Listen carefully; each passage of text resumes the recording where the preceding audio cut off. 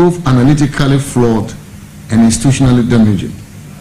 For example, the minister was upbeat about this government achieving accumulated gross international reserves of $11.12 billion, covering 4.8 months of imports as at the end of June 2025, compared to $8.98 billion, covering 4 months of imports as at the end December 2024.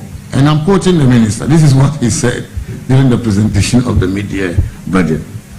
But what the minister did not tell the people of Ghana is that the $11.12 billion is not completely a new accumulation.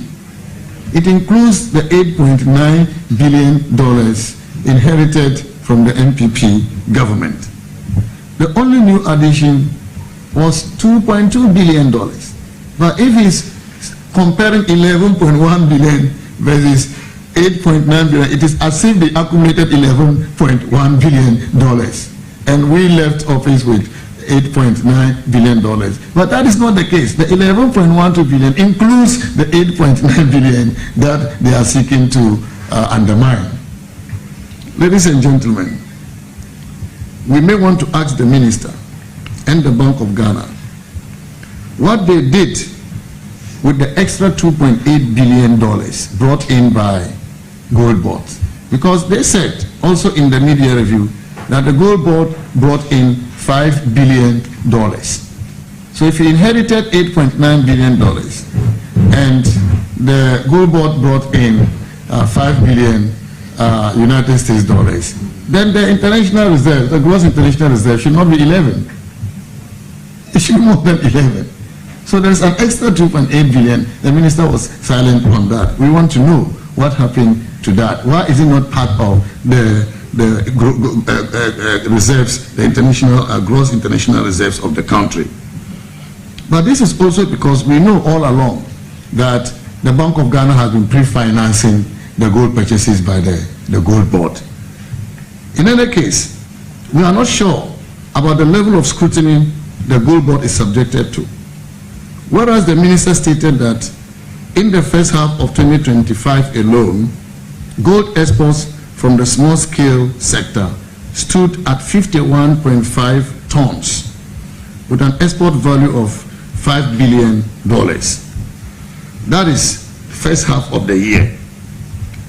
President Mahama, on the other hand, said recently, when he launched the Gold Board Task Force, if you recall, that Ghana earned $5 billion from nearly 52 tons. So the minister is talking about 51, the president is talking about 52 up to May, while the minister is talking up to July. So there is apparent contradiction between what the minister has said and what His Excellency the President said. This apparent contradiction between the President and his Finance Minister calls for proper scrutiny of the work of the Gold Board. On the exchange rate situation, the minister indicated that, and we all heard it. He said, "Sidi no apiki." That's what he said, isn't it? The developments in the foreign exchange market under this administration are deeply troubling. We are witnessing persistent arbitrage between the interbank market and the Forex Bureau, alongside a growing scarcity of foreign exchange. Perhaps the minister should know that, yes, Sidi no apiki, but Abuchi get the dollar, as my brother Honorable Adongo once said. And the arbitrage we are seeing is quite wide. Whilst the minister is talking about interbank rate of 10 cedis to $1, the Abuchi is selling it at over 13 cedis to $1. And on top of that, the banks don't have Forex to give to their clients. We have heard many people complaining about how long it takes, the documents they have to present, to be sent to the Bank of Ghana for clearance before they get Forex from their own accounts, their own Forex accounts. They cannot get transfers that they have to make to people they buy goods from abroad. They are not able to do that. They are incurring losses as a result of that. Ladies and gentlemen, the shortage of dollars in the bank has been so pronounced that importers have gone public to express their frustration about the situation. It is evident that the Bank of Ghana has been intervening significantly in the forex market through auctions, bilateral sales, and using other tools, despite the Bank of Ghana governor denying such intervention were happening. If you recall, around February, March, the Bank of Ghana governor was boasting that they are not selling dollars. We all heard him say that. It took the IMF to disclose that in the first quarter of 2025, the governor has injected over $1.4 billion into the market. So who is who? Which is which? It appears the governor of the Bank of Ghana has turned himself into a politician, trying to make a political statement when he's supposed to be independent of the finance minister. And this is why the IMF has cautioned the bank about the sustainability of such a policy. As the IMF rightly observed, and I quote, "Looking ahead, deepening the interbank forex market by reducing Bank of Ghana's footprint and allowing for greater exchange rate flexibility, including through the adoption of a formal internal forex intervention policy framework, should be a priority," unquote.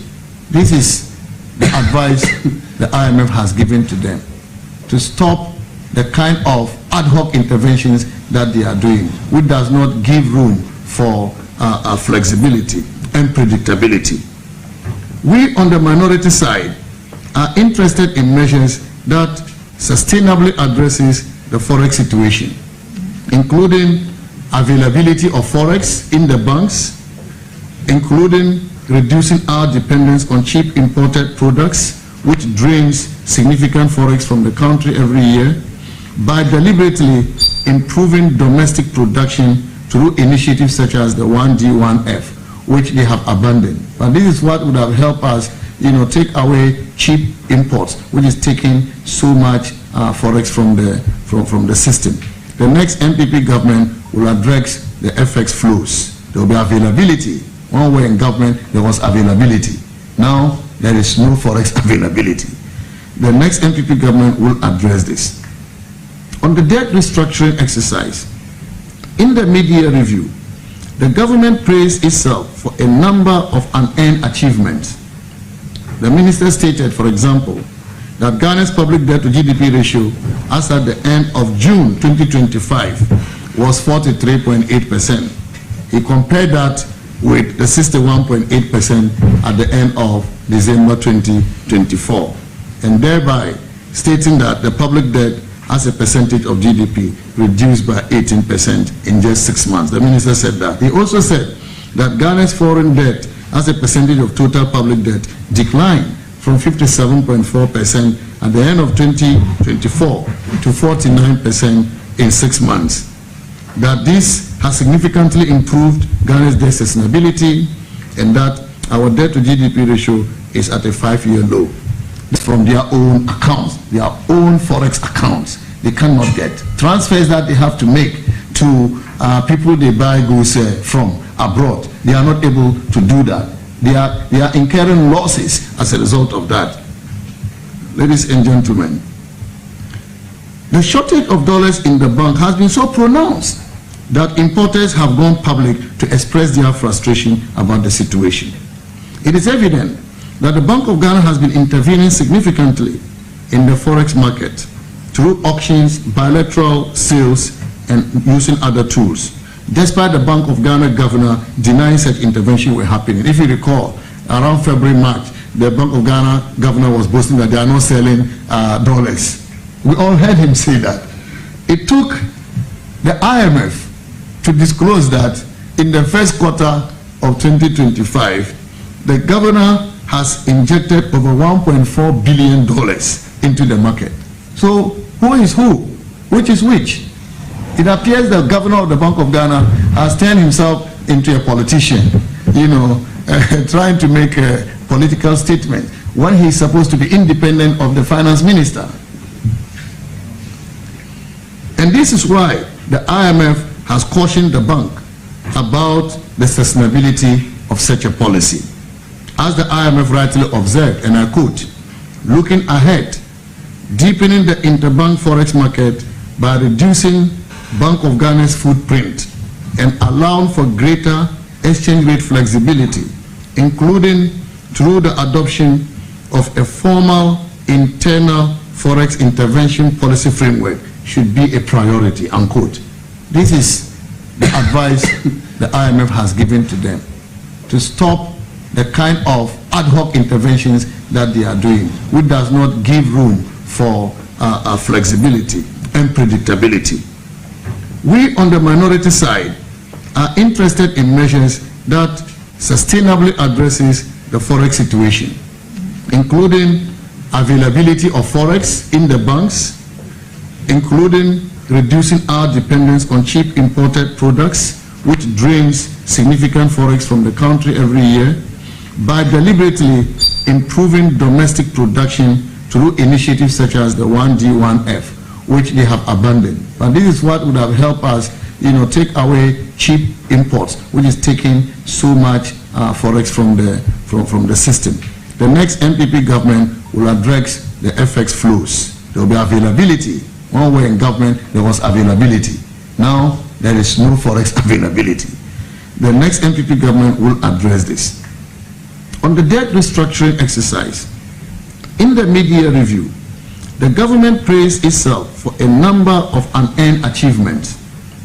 The minister stated, for example, that Ghana's public debt to GDP ratio as at the end of June 2025 was 43.8%. He compared that with the 61.8% at the end of December 2024, and thereby stating that the public debt as a percentage of GDP reduced by 18% in just 6 months. The minister said that. He also said that Ghana's foreign debt as a percentage of total public debt declined from 57.4% at the end of 2024 to 49% in 6 months. That this has significantly improved Ghana's debt sustainability, and that our debt to GDP ratio is at a 5-year low. The question we ask the minister is, how much of Ghana's public debt has the government repaid since they assumed office? How much? Zero. They haven't repaid any of Ghana's debt. And so, if the debt to GDP ratio has reduced, how is the minister able to claim that they have done magic? Yet they have not repaid any of Ghana's debt.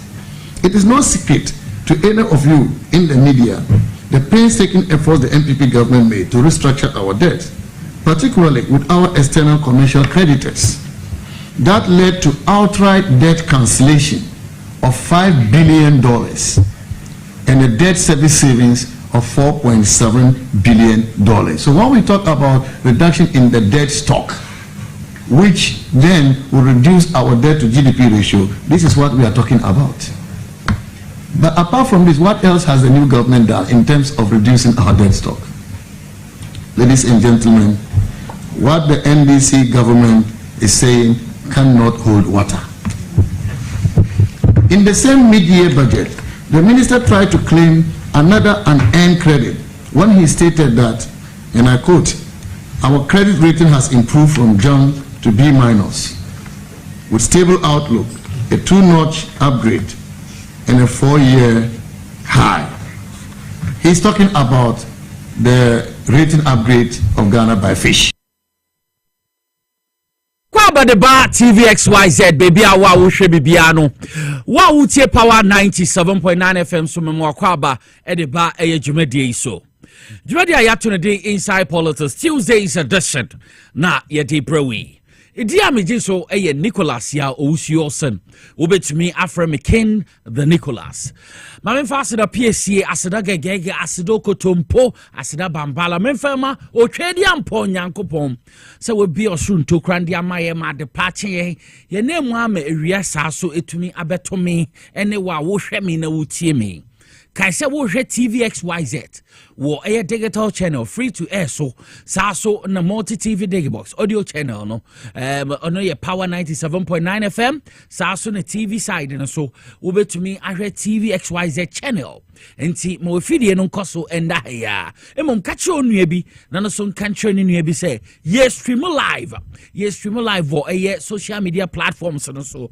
Facebook and TikTok ni na obetumi ahwe ansa na YouTube ye dide musa power 979 FM power 979 FM so na wo TVXYZ Ghana ni na Facebook TikTok obetumi ahwe wo so eba YouTuber XYZ broadcasting YouTube ye XYZ broadcasting obetumi ahwe dwumadie bi na wo so weni etumi agiye papa ene nseme hia so wasote ma so wuhunu yedini na yede bro Ghana's biggest platform ever inside politics where your political show esi forma na baby ayedin obi e ba betie ntima selfish wonu e bi so hwe bi friend no so hwe bi friend no so ntie bi fi say aha na Ghana kasa aha na Ghana tie asida mo odum mfa ma tima omo machi dom enye nipa ba ko enya me ana mesara na mabetena na me ye ne say no ekukudam na aka bom omodi bibie egu ho ma wo hu me fie wote kasa bibia na mso mbeta ma execute ediamo ma menko MCR ho na ye behu the executive producer Mr. Kelvin Asante oho one na watwe bibie egu nkrata so aye bibie chadenya abotre edit videos ne adina ediaba amedi bedi dwumai so na director of TV wo hwa ono na obe directing niko yese pole na okakom ne nsembebre na nkasa ye friend den Raf Jampo ono so ofi mountains Ekuape mountains wo ho no fi but o tema boy say them so sepe man say na wakwa akwati yo enti Raf ono na o direct affairs saso na ebehu Peter Cranton Peter Cranton kaso no ama aye bibie wo ho Peter jai MTN no ko yo MTN wan wen kosi hwe jai ko yo enti Peter so o MCR ho a make us say or me no tie me ono mebeko so na Mr. Kisi Mr. Emmanuel Kisi ko de hye ono so wo hobby abas hwe osikaye o abas hwe osikaye me unda why cross ne bi ono so oho ebi so na Emmanuel Neti me wo se na bodu sei odinamu sa akoba na wakoshe lucky debate bi na odinam fie ha de high adwin enti ono so ebo bi se kukudami wo MC amaba cameras wo behu ye nua Elvis madamfo Elvis pemba grododo waje Desmond yima entemeyi yima de mo ye ne se obi ba foforo be fia na odinachi yima na ni suban no madodo adamfo ne Desmond na say Desmond ja wawalinti we ja course here Elvis on the lighter note ansana edi man bwana edi omuna wa ha enije wicked happiness na yedi bu adwuma menua ba Lizzy Nkatia Boga ono so esiesie me kama ma betena ha me no di dwuma enti be bia wo bia no aha na Ghana kaso aha na Ghana tie on more serious note ansana me beji nkonya atena so no Chemu say minority. We are minority where the press conference. Ricky be amanya press conference 3 year omonye. Adam. Anta candidate hu. Says ni ma didn't on for anta nka hu. Anta ni din ba kono no. Anta Adam. Or your former finance your friend is saying minister can oforiasta say bibia wie ojoko ye na say onko tafre hu. No mu do lucy ye. Onya assessment kra we begina ho one Dr. Gideon Boako mo se den media budget presentation na minister papa bi finance minister papa bi Kessel atof ma forcing odu betu dwa last Thursday no ade obepie ma na mo pay baby fire because when him say budget or dey ba no yeah aban papa ba budget papa timusro mwen na mwina amosole mwase mutuntum samu ya nkunkuna na musole pa na mudwane koye na chi masole akọ onabu atu forcing at the budget statement and media budget statement abetu dwa akan ma Ghana fuina presentation ekoye Ghana fuina yesi agiatum aban papa ba na wakase wia echi adwada ni ebina date Monday ni Tuesday mo betena say mo ye press conference dia na mo ka dia so na yemfa ma mo ana say yentie mu I mean anta Adam ka udi hu wodi Gideon bo akone na mo ka no mbogo Ghana fu yentie yentemasem cause aban papa ba His Excellency John Dramani Mahama on the finance minister Kissel ato ban forcing hwe ha wo mobo adwuma de na moka se mo wo bibi ka chosa mo tsa mo wo floor ho tie ma ekọ na mo obi amaka na adi man kọ ho adi kura se mo antie o na mo ba beton toto papa so ekekabi enya me hu because some minority na wo parliament wo no omo de yenim se week bi omo ye a friends a press conference 3 times inti ya de da ho so omo ye inti sa 3 times in a week press conference no mo ye mo de gas na mo so mo beton catch Ghana for say na media budget review no and send me your kind of one can ye na why mo se den Gideon Bwako ne Amina Adamanta de na mo ka no ade ma sole mo antie ye bobo wan hwe bi wote se bo na ti go wo so abeta se bo na sa na ankopom ewura pom ne ye go Ghana fo age atum what say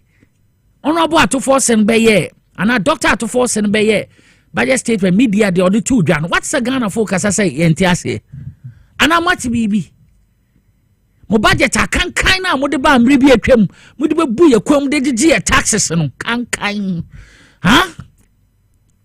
budget what say Ghana fo complaining what say Ghana fo kasa ana pesa mo kasa na ngaze minority mo so mo kasa enye hu because 1 week bia mo ye 3 times press statement and I say mo ye press conference ne nkofo kasa na say de bia enso mo ye mo kasa na mo to papa so nsama no krenim budget yam last Thursday honorable Dubai enya dia Ghana ni bia kasa because kase na kasa kro de buy na ya ja tum dada enti we de onya kasa akra na Ghana fo ya endorse ya approve ya dia ya dia tum ya say Mahama by move on to aso kwanim ye be siwa konkon ya mom kwan dada kwadwani no maye emu ana mkoto a friend saying 25 kilos emu papa bi na mkoto 1000 Ghana cedis last week mkwa koto I say 730 me say wow oyela na ton 1000 cedis mekwa yo mo say 670 wow enu na Ghana fo hwehwe enu na Ghana fo hwehwe aban papa ba se mekọ poor pompa me po mo ma me 300 akwa say boss ayemo na me say 300 ayema na wasa ma me change ama 50 cedis egum enu na ehia enu na Ghana fo hwehwe se niema ayeto eso atete anyon ross wusi danya akofom tesi awukọ for any chemo tema port eni ma mi krom takra de port na kwahwe 24 hours omu je adwuma anytime bia obetumi akwai edi dwuma what the port of Ghana tema ne takra de eni na ye hwehwe 24 hour economy na ba September ya nkukọ nketenkete wa wo pe nkukọ ni bia nyame atoma September ye cha nkukọ wosu kwaje binya na omo eni na ye hwehwe mika say Kofi onam kaswaso ohwehwe nsase aye nkukọ nketenkete Kofi Asante na se kra na mu se o de Frankie eni nkukọ be o mo Frankie pa me say onu ne hia nkukọ nketenkete September ba mama papa mi bo ho de ro wosu be bia wo bia kopobu na nya ne bi 24 hour economy hwe dwuma pay abey hwe basintali ni ministry adwuma omobo youth omo the company say kasa eno na Ghana for hwe taxes mafia taxes ahro na mdo beto ye so se boy si adwuma ni ho bet kakro meye ono no company ni tua tax more dada no so na de odi tu mu kro no odi tu no wa twa betel kro say ya wasante no 10% ni sa percentage ana mo tetete no eno na Ghana fo say hey ye hia bio ye pese ye hu ha yen and what is a Ghana for complaining for the first time baya ba the policies bibi odbeto obia ankofo se to aso mahama ko anim eno nti no dontofo ne say Mahama is the hope. Is the hope. HOPE. Oh, you hope. Ghana fun complain biom. Ghana fun kasa biom. Ant Adam. Former finance minister Uni Gideon Boako. Mo kasa. Asema mu ke Ghana fun tie. Asema mu ke Ghana fun fenya adwuma. Adi wan tere wan tie bi. Na ba ne say na ndra ne ndem abeto say mo ye press conference. Musideng Ghana phone to munsami because aban papa eden aba omanu mu adwo egusoso odwo na be dra edum bi a wonama na ni pe kasa no bi say mami wa boda ma na nso ya adwenwene enu na hia hwe ye nuanom ane ma akọ eye public tertiary institutions university public university nansi omuka say sesi anu omuntu afi hwe eno na hia nesi si alawe ko tete training alawe ko edi ebiom Ghana force aban papa ba wusi commercial drivers omu sesi anu usi obi oso sesi amitumi meet me target ana sales mitumi ntika ona eni age eno na ye hwehwe Edeme kwato gas 14 me kwato bi na say 280 said etim kwa me say mama kwa 300 Ghana eji akwa ye yo sama me che me say 20 cedis na ode mama na me fele a 14 kg 14 point kg no mo ye 280 me de 300 Ghana cedis ma akwa me tika akwa ba ya say oye yo say menje 100 cedi me say hey o say see ade 200 o na we na yentie mo nsam a mo kan abonsam cartoons nkoma mo boy yentie we wan efa mami o papa o me nua wo tie me nua wo hwe me aban papa aba His Excellency John Dramani Mahama mo hia fi me ne won say ye bobom pai ata na chi ye bobom pai amano na ya san kwatenten ahoden oni omo nu omo bu man no so mbenya adwempa da tai na chi cause adwen na papa no wo no omo kan ho no yan pesa nkate boni bia ba frem na bibia akoso kama eno na ye hwehwe aba papa ba yan kasa wo wasam o kan no obi entie masam no obi enfa amina anta Adam masam no mmoguo masam no enko bebia wo friend no nsko woni Gideon Boako masam no obi enfa eno na Ghana fo epese kase aban papa aba aban bai busuma hini busum nson ani ameboa enya 7 months na yesimi na dedeye Inti Dr. Edutrum, former your friend say education minister, also a flag bearer. An interview so on to me for 6 months. I say this government 6 months. No, I can't 3 years, 3.5 years. Says ya mo say mo how ne say, mo how pa ne say. Also to me, we say me man we fairly, why on fairly, and pa ba ya boy. Your mama the second company. I say nyamin say den ewum. Inti minority dey mboguo. Ense ma mo kano obi emfa. Obi entie. Aban papa ba. Ye hu ahyase yen. Ye wanida so say. Ye hu be ye yie. Say si o hia wo so nkofo complain. Nkofo complain. Aban is focused. 24-hour economy ba. Me pa cho wo ndwuma.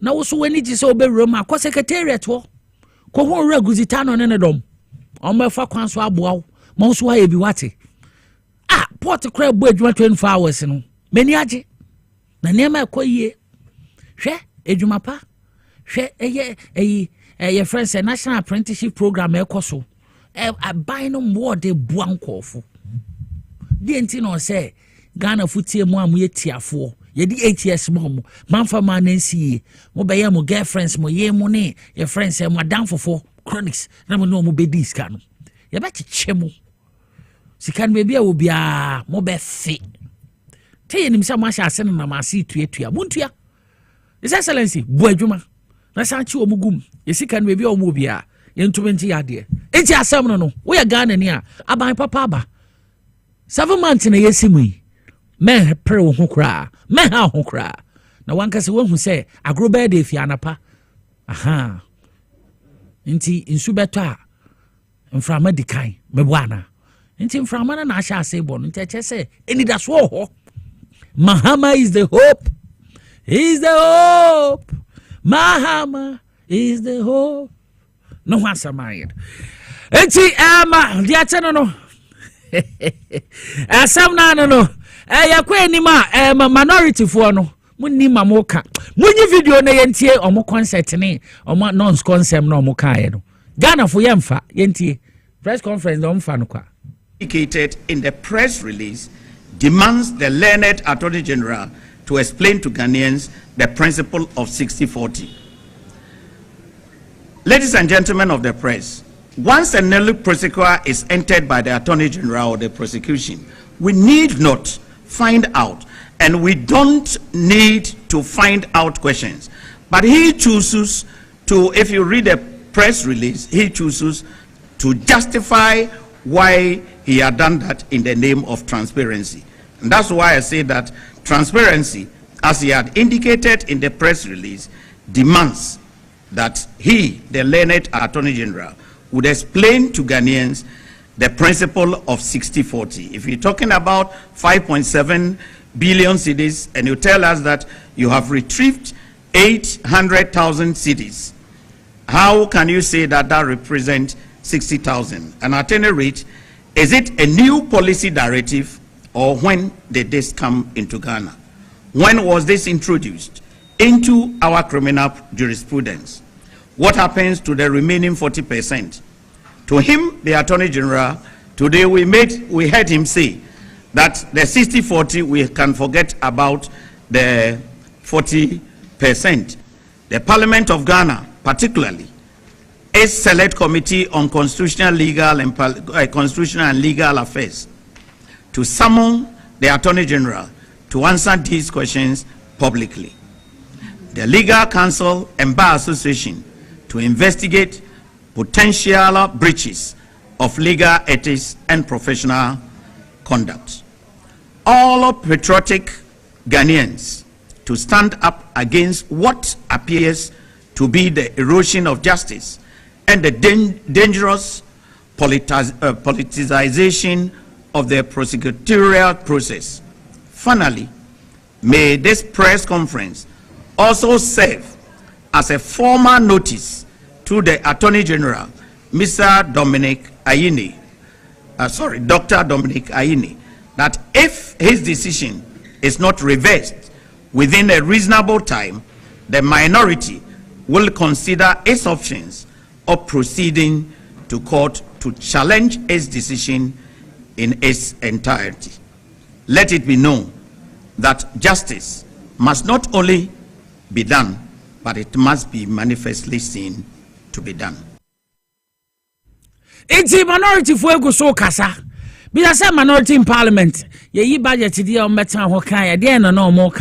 Omo threatening legal action against Attorney General Dominic Ayine doctor say efano decision so mu twaso efano ora doctor Kobna Dofo ni 7 others case versus Ghana na the Republic no omu twem no eno na omo ntiase a omo sugu so ka say hey asemo kan no san reverse enra ye bekaya government accountability series abind the abre ministry bia to me be briefing so far more ye no and one amuntu and I won some no obeka na minorities hambe you enti na kwa no my press conference I nu akaba ko na it say we for the week.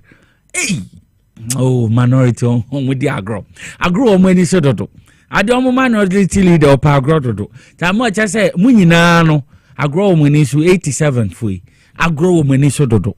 87 dey full stop. Akotia kra bomb say you know swancha aba akokɔ no. Enti 87 dey full stop. Wunya bi nka ho biom. Enti dey ateno no.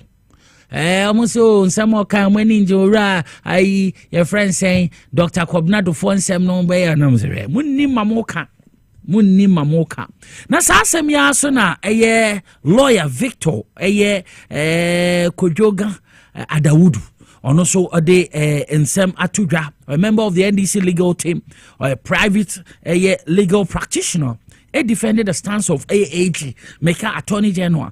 Efano, Nensamo the Tuja, Momoka, Senensamo Kainano, a Yadian Fana Quemuniaden, we defend that chim. Say Yanokre, Umbrichi, any constitutional powers beer. Mawakano, pepe, Yentia lawyer, papa, no sona samo kafa. You see, the perception out there is that because Attorney General answered emphatically that this was not done under the Plea Bargaining Act, the perception is for everybody is like it was not done within the law. It does not have legal basis or the anchor. Let me tell you, the first article, and that gives the Attorney General that power to institute and even withdraw matters, is Article 88. He does it for and on behalf of government. Nobody can question him that you have done this or not, right? 2, even the Criminal Procedure Code gives the accused or litigant opportunity to reconcile. So it calls for restitution and others. It gives him that power. Again, the Court Acts gives him that power. And even in civil matters, parties, whilst they are litigating, can decide that let's have a terms of settlement. That we will settle our matter. We understand each other, we will settle our matter. And the Attorney General also has the power, which we call the noli prosequi. Under that, he can at any time within a trial go to court and says that I'm no more interested in this matter. The judge has no question. He cannot ask him, why are you using the noli prosequi? And also, do not forget that Article 21 says that in every democratic society, we need information, sufficient information for the benefit of society. Putting all this together grounds that legal basis. It anchors the Attorney General with that power that he will be able to initiate or withdraw any matter and settle any matter. So it should not be out there and says that, hey, it was not done under the Plea Bargaining Act. So because it was not done, the Attorney General in his own corner or in his chambers has gone to have a personal discussion and has come out with this. I don't think that is so. Is that nobody is saying that he does not have that legal basis to negotiate and make sure that this is done. Now, the issue was about when you file noli prosequi, that power given to the Attorney General. You know, society has moved from some point. You don't need to even tell the populace or tell the judge the reasons why you are withdrawing the matter. But we have seen how the noli prosequi was being used and is being abused. That is why civil society and the citizens become skeptical when the Attorney General enters a noli prosequi. They want to find the reason why it's been done that way, because of the abuse that we have seen. Because if you think that maybe I may not secure the kind of judgment I want, what I want to do, then you put it in. I'm sure that is what has guided the Attorney General, this regime, and he has taken a policy decision that if I enter noli prosequi, I will have to come and explain to society and carry them along. If I've done any terms of settlement, I need to carry the people to understand, give them that information to meet the Article 21. Listen, that in the democratic society, I give you information as to. So where it comes and says that it does not have that, I think that that issue will not stand the time of scrutiny. The court is only there to assess the kind of evidence they bring. If the evidence inures to your benefit, so be it. If it goes against you, so be it. However, people who were being used as witnesses and others were political appointees, entities that were being used, right? Didn't we hear of the Japa? If Japa did not have that courage and temerity to record what the Attorney General had said, which would be a blot on his career, will he be able to speak and know? All of us who have believed that truly this was what had happened, but for his courage to record him tells you that was it not political? It was highly political. Opening's case, was it not political? Dr. Mpuma, who was even brought at the time, was working, they brought, and he was now working as a presidential staffer, all fabricating the stories. So if the system comes and say, look, for once, let's speak the truth. You have planned to put somebody to railroad him into jail. And looking at the facts, getting the facts we see, we don't think that this is something is worth pursuing. So if it's from, look, Afoko's case. Afoko's case, is it not a political thing? It doesn't come from NDC. It was highly political. Just because his brother was the chairman and has been suspended. You see? Not so been suspended, had challenged the system. And the system is like, look, no. So let us speak the truth. Let us speak the truth. It doesn't matter whose us is God. They were political, and if there's a political issue, it needs a political solution. Okay. If it's a legal issue, it needs a legal solution. So I think that the Attorney General over there advises government, is the principal of the state. While he saw that these are political things, he will tell his government and say that, look, these are the political undertones, things I have seen in this matter. I have that law give me that power to say that, look, I'm no more interested in it. Okay. Why is it that they could not? Those political cases were dragging on. You change, suffered those detention who went to jail for coup plots. If I tell you the kind of things, and you know, and go and read that Agodo's book, military officers, others, just after interview, then the next thing is the AD come to the president. People have been promoted. A lot of things have happened. So you look at some of this and say, why is this political for government to look good? Yes, it is past and gone. Okay. But we are not interested, and it has been discontinued. Okay. And I think we should commend the Attorney General and the government for taking the bold decision and say that, look, enough is enough. We can't punish innocent people just to have glory, or we ride on that to get to the top, to get to the power we want. Okay. Lawyer Victor Kojoga at the Wudu on an yatain and can or say agent or to me or power so bit me akase case we in DH review. Because in some washa and pennyfway a buyer tremu conanado in a buying in the can of Furiata a ye nine ye to see a ye doctor Cobnado force UniBank ne mekahu. And he so a banner one who say and some na say net or me innocent to bet me a trim a banner or to me. And this answer nan kofo kan munjai kan on one or say assemblement to asubu and today a bani say on to asubi a ban lawyer penny or say assemblement to asubu in today na minority food the American ade some na no the 10 agent or to me a ban lawyer penny or to me so bet me akasa assemblement to asubu nti mo gina wana mo press conference no mo kan was on to asubiom na yebetie eye AG biom ne decision a wo chese UniBank matter no ne omo request some payment na omo ye no yenkotie sa asem na mra Dr. Dominic Anyani nensamo kai.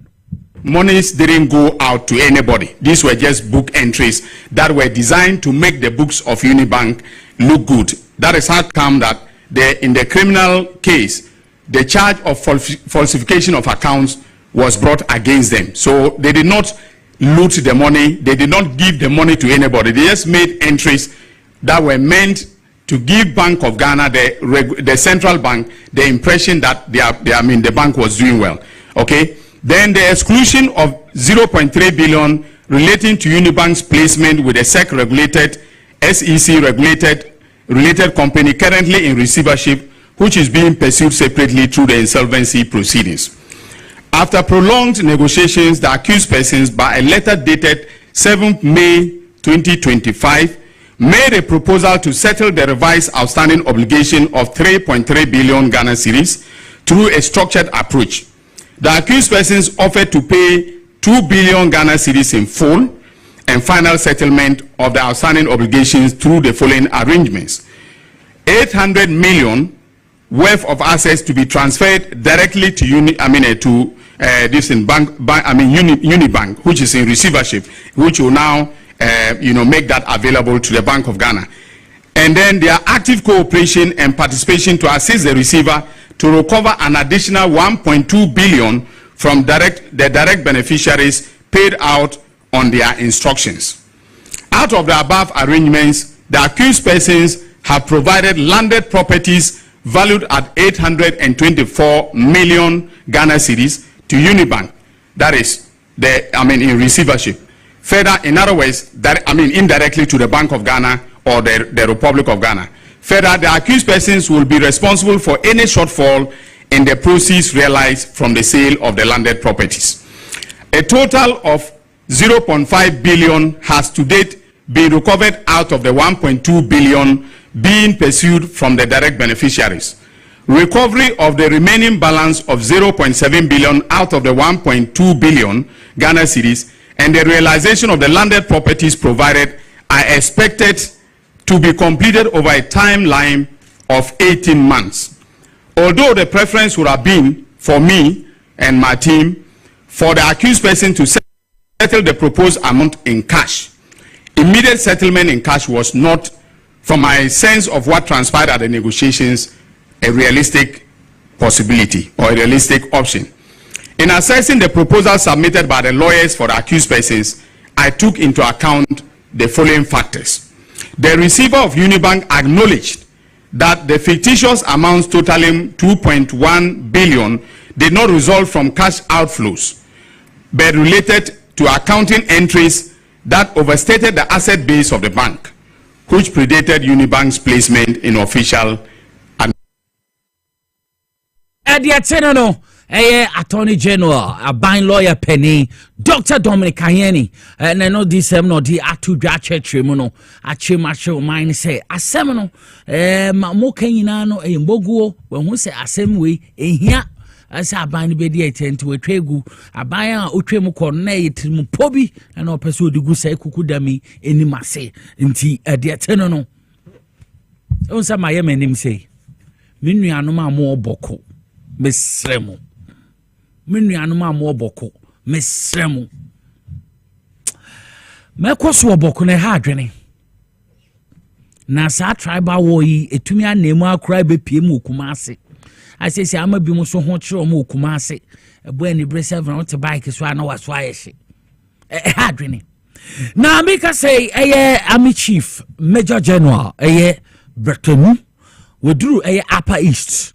Na okono wa prepare 400 troops almost so echo boku peace mission ahead of large scale deployment or mube deploy momako villages no woko boku ankasa nye boku fie ho na etututu no omu villages no ketwa eho no mu di ewu ekuku nkofo kase ba na yetutu ogum enem na ademe ka ho enti me feel say 400 troops na de omoko ebetumi aboa omuche omugu nkronkro no so boku fie ankasa de yentutuo no ho na kwemu ne nkura ase na omate ahye bi so na yabo pay yes remo we need peace in Boko. Yes, Remo Yenuanum, Amo Boko.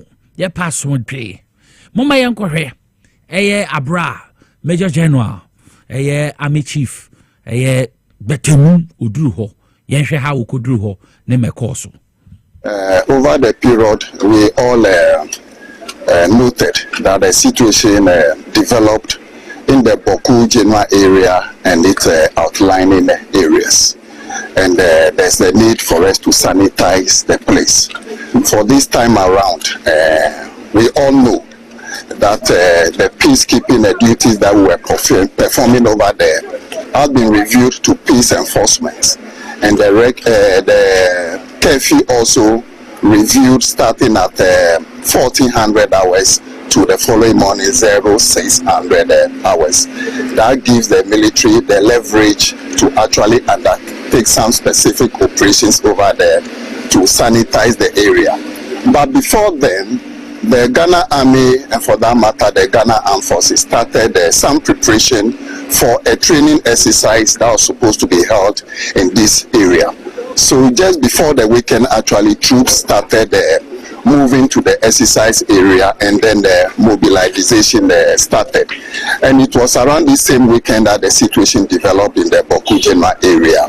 So as a professional Ghana Army and then the Ghana Armed Forces, with troops mobilized for training exercise, we just reviewed that training exercise to get the troops redeployed for this real operation to deal with the situation that has emerged at the Boku General area regarding the killings that we experienced over the weekend. This time around, we have marshaled enough of our forces from Southern Command, Central Command to join their colleagues in Northern Command, and we have enough formidable force to undertake whatever operations we have in Boku and any other area that we assess will need some intervention. Thank you very much. General Betenu Army Chief onena we ko dru Boku no 400 troops na a room for sa peace missioning ebehia fi say enya Boku krompe but nkrase na atwa ho ese ho ne nkofo di ewu ebon nkofo tuoku omo no nsesi ade mema muntibindi sudafo no sa no madru ho bebre ni sudafo ewo ho de a nim sa asomdwe beba. We need peace in Boku ma kanon yesremo Monfa somdwe entena na moma asomdwe de yenuanom kusasefo ene mampusefo na monfa yentu mu yenuanom dada mwankasa mu yenuanom dada nti monfa yentu ye na asomdwe entu membra na de bia ye da soro de yete se Boku nipa ewu nipa prepra ha adwene eti oman nim nyam so na ema Ghana no investors scrap so mu rema ha adwene se Ghana no asomdwe ni ho nti yesemo ayi muntu sana mo no maye na monfa yi emfantu yi emfema ye pa nti ma soja fonso dia tudwa no na enra nkofo say the greatest of all time. No, the greatest of our time, because the greatest of all time the mediment can say but the greatest of our time. Why na make an answer me Charles Kojo Fosu ebi bo mpenifo bi di na mpedumu ne ade omo ayade ba ye mu bi mo ha ye hu sa mpenifo ne yi, but Charles Kojo Fosu a friend Daddy Lumba or the greatest of our time. And also a Parliament of Ghana parliamentarians in pay tribute to the late Charles Kojo Fosu adodona friend Daddy Lumba deal na mo kan say or say abino a man state barrier. His Excellency John Dramani Mahama on Rankasana Charles Kojo Fosu no hadwe woni trim or yes so beboano samo hwe ya Oshia citizens 1st July no Lumba kopie mu it's a picture no ancha modo tosuma Ghana fu hwebi opie mu nti na His Excellency John Dramani Mahama nkasa fa adwene so beboa ye nua Charles Kojo Fosu na mesabiwa uwa befa no kwei nti aban we no ya ban papa o san wa adwen papa man citizens o say ye be man no state barrier Lumba on the mama yanko parliament abrandra na parliamentarians so a pay tribute to Charles Kojo Fosu aka Daddy Lumba. Mr. Speaker, Daddy Lumba was more than a singer. He was a cultural icon. His music spanned generations, touching on themes of love, life, hardship, and celebration. He voiced the everyday experiences of Ghanaians, becoming a household name across the country and beyond. Mr. Speaker, his contributions to Ghana music industry are invaluable. He was a pioneer of high life and hip life genres, mentoring many prominent artists. His sound evolved, yet his authenticity always remained intact. Mr. Speaker, on behalf of the grief and people of Insuta Kwamai, Biposu constituency, the entire Central District, and especially the paramount chief of the Insuta traditional area, Nana Asamoah Jemfi Setre II, I call upon this House and the nation to mourn with us. Mr. Speaker, Ghana has lost a legend, but his legacy endures. I humbly appeal to the Honorable House and the government to consider awarding national honors, including a state-assisted funeral,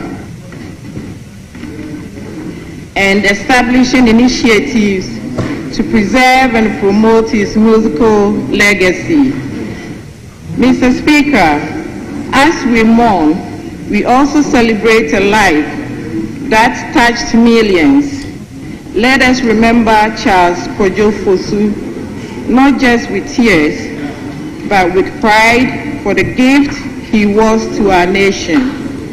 May his soul rest in perfect peace. The song, Mr. Speaker, I don't know if you've heard it before.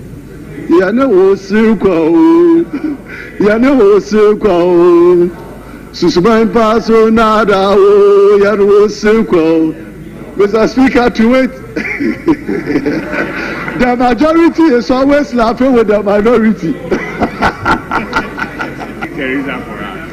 Semani waya, oniana minyayo.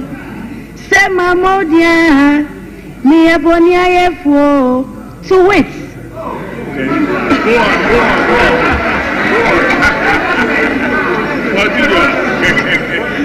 If you are sad, Mr. Speaker, just play that Lumba's music and you'll be fine.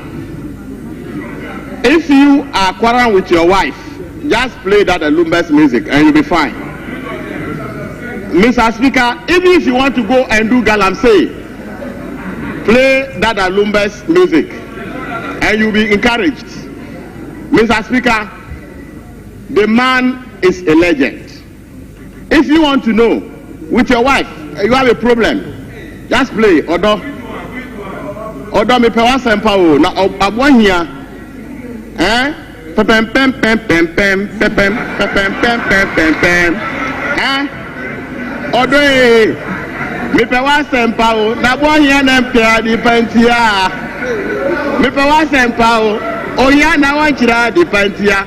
Daddy me pewa semu bebre. Your wife is good to go. Mr. Speaker, Munge Babia de Pakoshe Akoshe to Krum. Mr. Speaker, this is for the Galamsey people. Munge Babia Adepa Akoshe to Krum. So you know that, you know where to go and harvest. Mr. Speaker, so as for that Lumba, if you're a young man, Mr. Speaker, if you're a young man and you want to make life, listen to that Lumba's music. One of his major campaign songs. Na na na oyewi na o. Nana dear is born to succeed. Nana kufuado yewi na o. Mr. Speaker, where you will even enjoy that one most is where you go. No sunoi, no sunoi.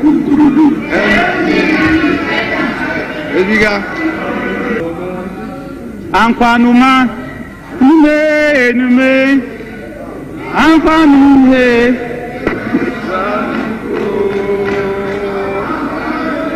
They are doing things out of the ordinary for an extraordinary human being. Mr. Speaker, forgive us, but we are mourning the best of the best. Forgive us, for we shall never forget the name Charles Kojo Fosu, aka Daddy Lumba, aka DL. On that day, let all of us be present to mourn him, wherever the funeral will be held, whether in Suta, whether in Kumasi, or whether in Accra. But I wish the state will give him a state barrier here at the forecourt of Parliament for the people of Ghana to come and mourn him. And I bet you, the streets of Accra will be full. I went to the gym today and everybody was playing that Lumba songs. You move all the parties of Accra, people are playing that Lumba songs. People are weeping from Ghana to Germany. And people are weeping from Bolga to Accra. Some people who never wept for their family members wept when they heard that Lumba died. And it's not because they knew him physically. Not many people even met him. But the fact that he brought joy to the hearts of many people in Ghana. Mr. Speaker, Lumba brought joy through music. We are doing politics. I believe we shall also bring joy through politics. But for Lumba, he has done his part. He's a great man, and we should not forget of that Lumba. Lumba incarnate will come one day. But I dare to say that he may arguably be the greatest Ghanaian musician to walk on the streets of Accra and to walk on the streets of Ghana. I thank you, Mr. Speaker, and may God bless all of us. And may his soul rest in perfect peace. I'm saying time aso. Nanso ma mama nyumba kubia. Menko. Nemo me promise am de mama ne say. Eye the first week of March. Me di nyumbi ba. Osi odo mema bibia enye joda. Enu ni me latest song a mediba. Na sana ye ko December nso a me di another one amamu. Sese Kojo Fosu me need time be brain ti afibia me try say minimum be 3 songs. Ebeba mu ho ansa na mako. If we say big baby be brain. Sese the last one or say ankwanoma. Me di me crowd for there. Kojo me ya ni metri bia. Me me so anami.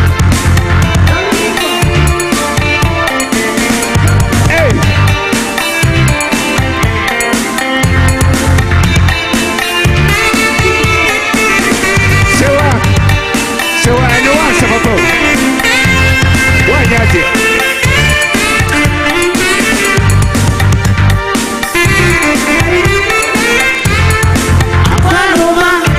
Make me come for you. Me and I met me, me man who swallow me through.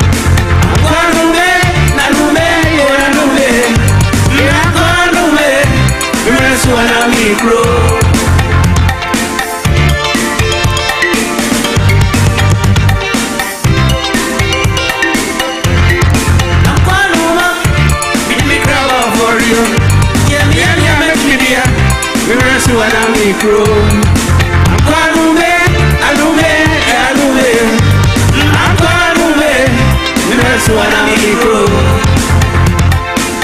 Me did na sika se eba munyina wa akwa bakase amode amaye na munim you better invite me because on the 29th of September my birthday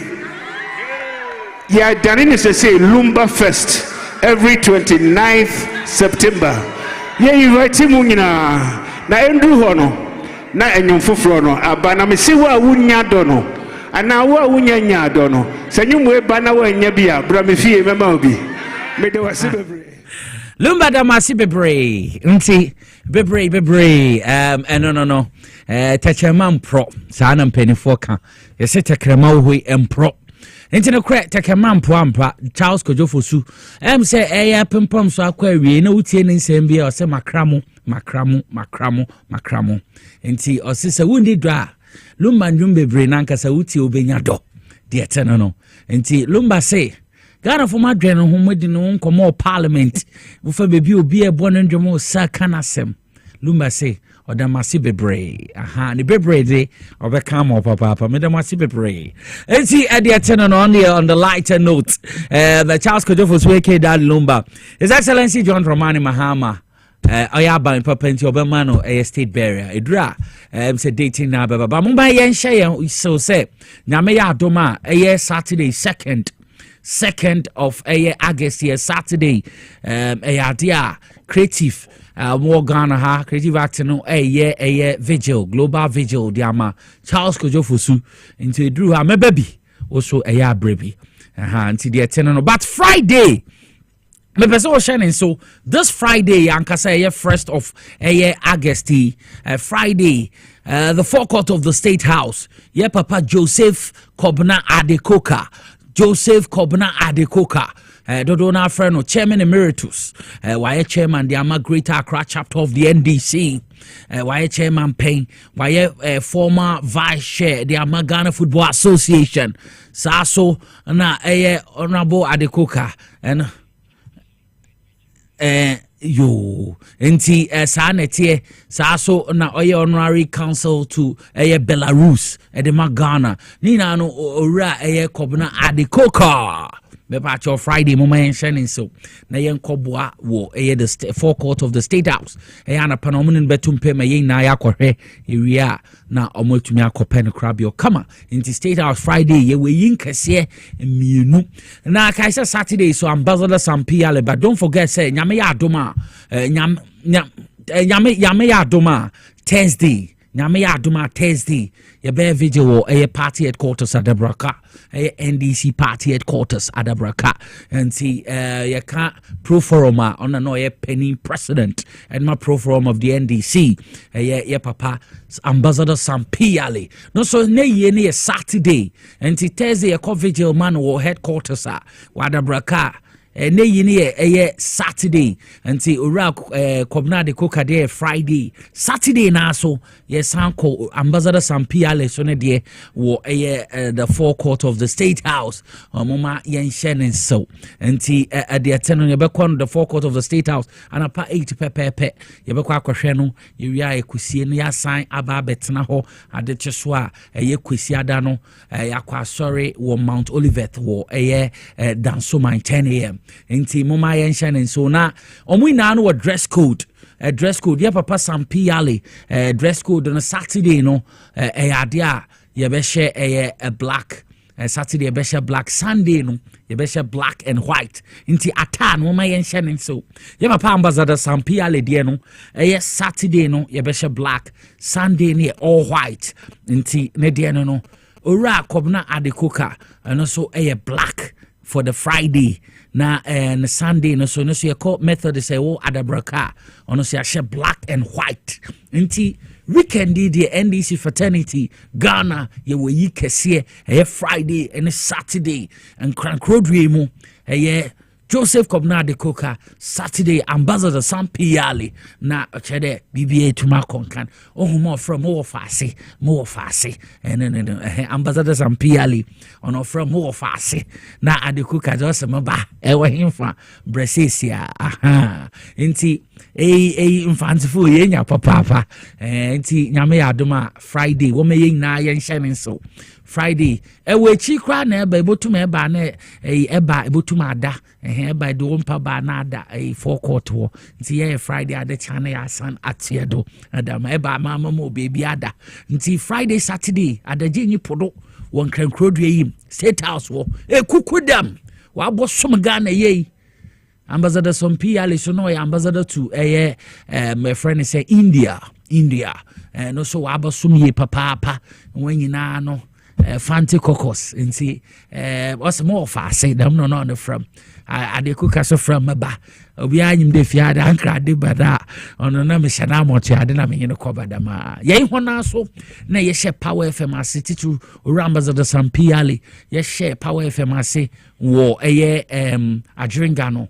ene shase ankrade so rem da ma would marketing ankrade de inside politics kra no na enye na epom na ye na was in 70th year a birthday na me na anti nyame mfe kukudami wa won kransi mahen wa basom odupon we tutu yeso me nkeje busua yi na hwana che baba Inti baby Adri Yensem Rebecca Koja Pomode Honkomo efi a Solak biochemist ho omaso no more pretty Solak natural clinic and minua ohinba boama benie na waje Dr. Solomon apia kubi nensem na ode brain inti ohinba boama benie okese yenti we komo no amene udi ni yie pa na se ne soma wate empeni force bambo atrema eye chen ayaresa bukiti na woni pabia wote asase so a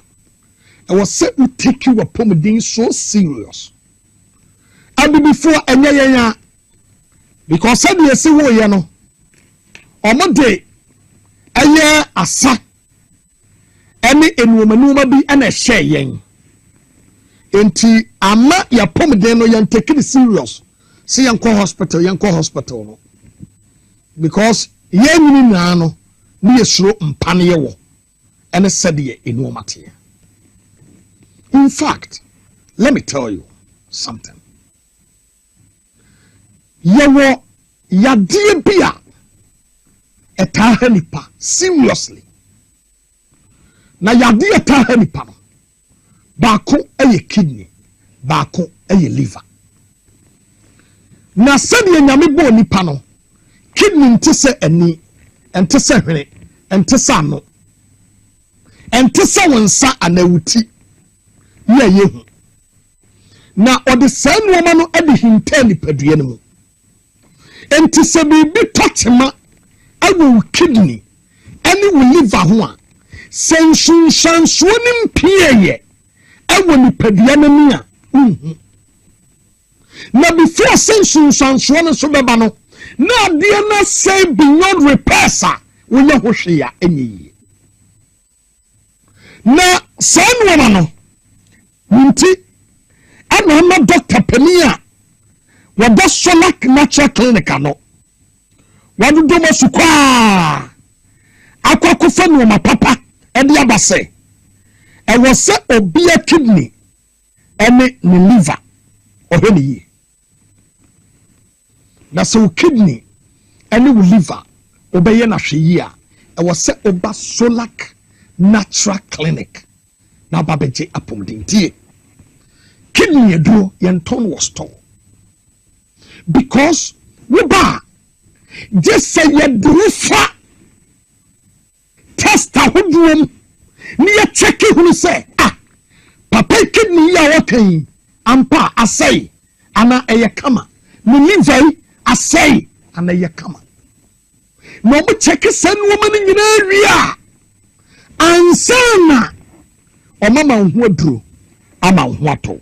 Look, mami ni uni enkomo simple one way na shemen soma me mesrew obi no sase edian ama eye kidney wo kidney no ana esoni enhio ene liquid product ewura ni padua ni mu no esone so it one drink one nsuo one way no esone so a na ewu ne panam moja no na de enye no e de afadun som na epie na tomre bia obehu say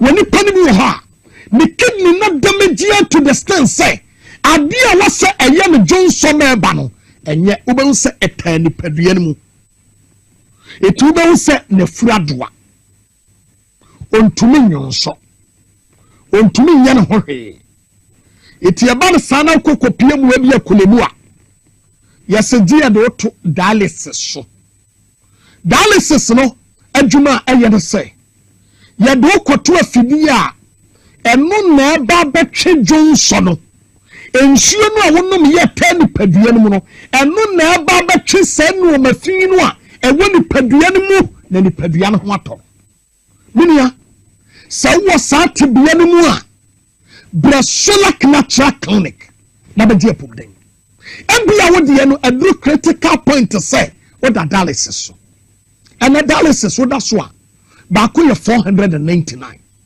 em se bi crack a week ubetumi akọ 2 times and 3 times a week na sika no do say na wo Brasolak Natural Clinic na wo de wo ma waduro na check ni padua no wo de farse asay awi na be check we obi wo ha wo be say wo ye adwuma kakra bi no wabre enye yade nyina ananya kidney ni nyina na liver ni nyina na be kase wabre tie ni ye but bi wo ha wo ye adwuma kakra no wabre wo nanti hatu ha frequently say etwaswa check your kidney and the liver dia toso obi wo ha enye se bi eno na ase ne na but oda na jo ntumi na wotene ho kotwe watwiram ni wato ne ho atwere hatwiram ni wato ne ho akotwere ha ni wato ne ho atwere ha ntumi na se wo sa tebia no na se problem ni bia go to Solak Natural Clinic na ko check munya Solak Natural Clinic emro nyina ye natural yamfremu ebibiduro diemu ene yaje de na ye nananom ne ya na ye kidney ni liver yade no enu bi wo say amanfo sha da sha se ye nhyedan kekan sembi ya ye de begu ya haba nu anim ase eto mo sha se ye oh yanka se o kidney ese ya e kire se wan ma bibiduro but there is no scientific proof yet say obinuma bibiduro and say the kidney rather a ya brofuduro and say kidney what e say obi ha obi se ne honam kano na hakekano na hanekekano na ne hokekano pepe na woti na wodwi na woti na wodwi chakere wotiti no ho man ho yet say maamu ya woda hoyi wahu obi ha osori anopa obi nse nanim hohono ebi asemo seminim obi nse no nase atatai ni nana ise jepim no wode nse nua na atom munia se wonai etesei ana o this problem wa ko Solak Natural Clinic obi ha no muscles no emoja na buba papo didem check we woni pemi ha ontumi home ontumi yebi breathing out ontumi ye na home na yesini munia o sat bia ne bia check your kidney no liver nanuma tu ontumi ne di enye se wate ba omia ho asem bi na nanuma to ende ye me dey example na dro no mato wate enye se bi wate abofo sem bi ne mu da bia nanuma to e bia na nye ne de enye se wodi agya obi bi da bia nanuma ye basa oda roma check your kidney ene o liver hwe obi ha wo homi go so a sente be play through mabano what we be say na we free ni padua ni na pie kan nkranfo se kan mole wada roma chakwe obi ha wo Johnson wo be unsa Johnson asa huro bebre tani mu chakaso yesi no ma woni yam an wo Johnson asa jama yesi no ma woni yam ahuro tani yam etani pop check it obi so ha wadwo so wie no eni aye brown bi red bi kokko bi ase wadwo so moja bi nuoma bi basa bi nwura bi eni nuoma wadaroma check eno so re ena obi wo ha kakra no waye boho waye dizu fili dis kakra no wabre mini ya se wo sat bia no bi ana wo sa problem no bi a check kidney ba bia ye check eye Solak Natural Clinic was a quality first ko check bonwa ho na kwaji wapomden emfa woman ni agro memfa woman ni agro na me do me pese o transiche da bia no asema me ka chema se Dr. Solomon one na ye doctor na wakasa wachechire duro no mu amati no ya de no doctor kasa fast dodo ana me se doctor obuase eba gumbe ane battleground ya the programs de am ya be chechire mu se de be ya Ghana for bete wase because kidney ne liver no e kumni padodo minia number ni 0553 93 2631 0553 93 2631 Mama kidney ni liver nku number no ene egu screen ase ho no free na only doctor penini nkomo na kese ni ofili enye kidney ni liver nku an wasa da bi obi awo ehun aye ne den obi a white atena no so gono atena no so no sperm count atena no so obi a sciatica ni sisi na ponom na poso ni kotodwe na tibramo kase obi a BP ewo soro opese bafom onro pa na emema no mu nyina soro masa emema no a mu nyina soro onu na duro na ne yegye de 3 points na enya nkwale nduro ntina ehiafo no yase atwe ho masa Dr. Solomon dura ode mama ye mema no anopa wo tweti to me the pan of crabot. I am telling you. It's when you bema, now when you bema. Obi a when you swing to see diabetes, hepatitis, menstrual pains, menstrual disorders, obi a cholesterol dose when lipodium, obi a prostate cancer, obi a wawudie. You see why you are bossing pain. Into me, when you know Fabra, Dr. Solomon, it was Solak Natural Clinic.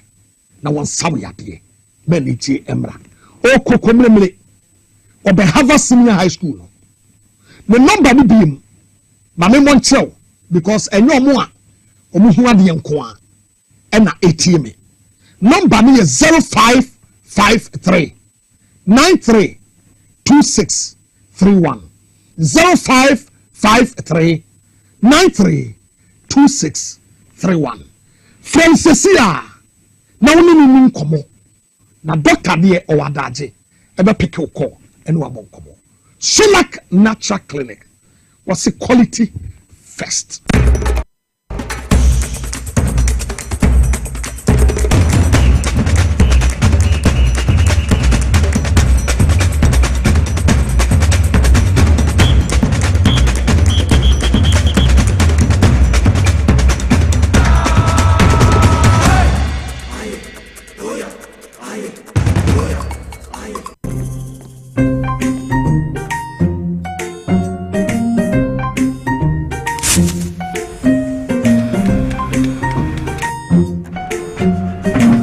They're not Biana. I'm going to be able to see every time I say, baby, shit. Mangashi. Junior!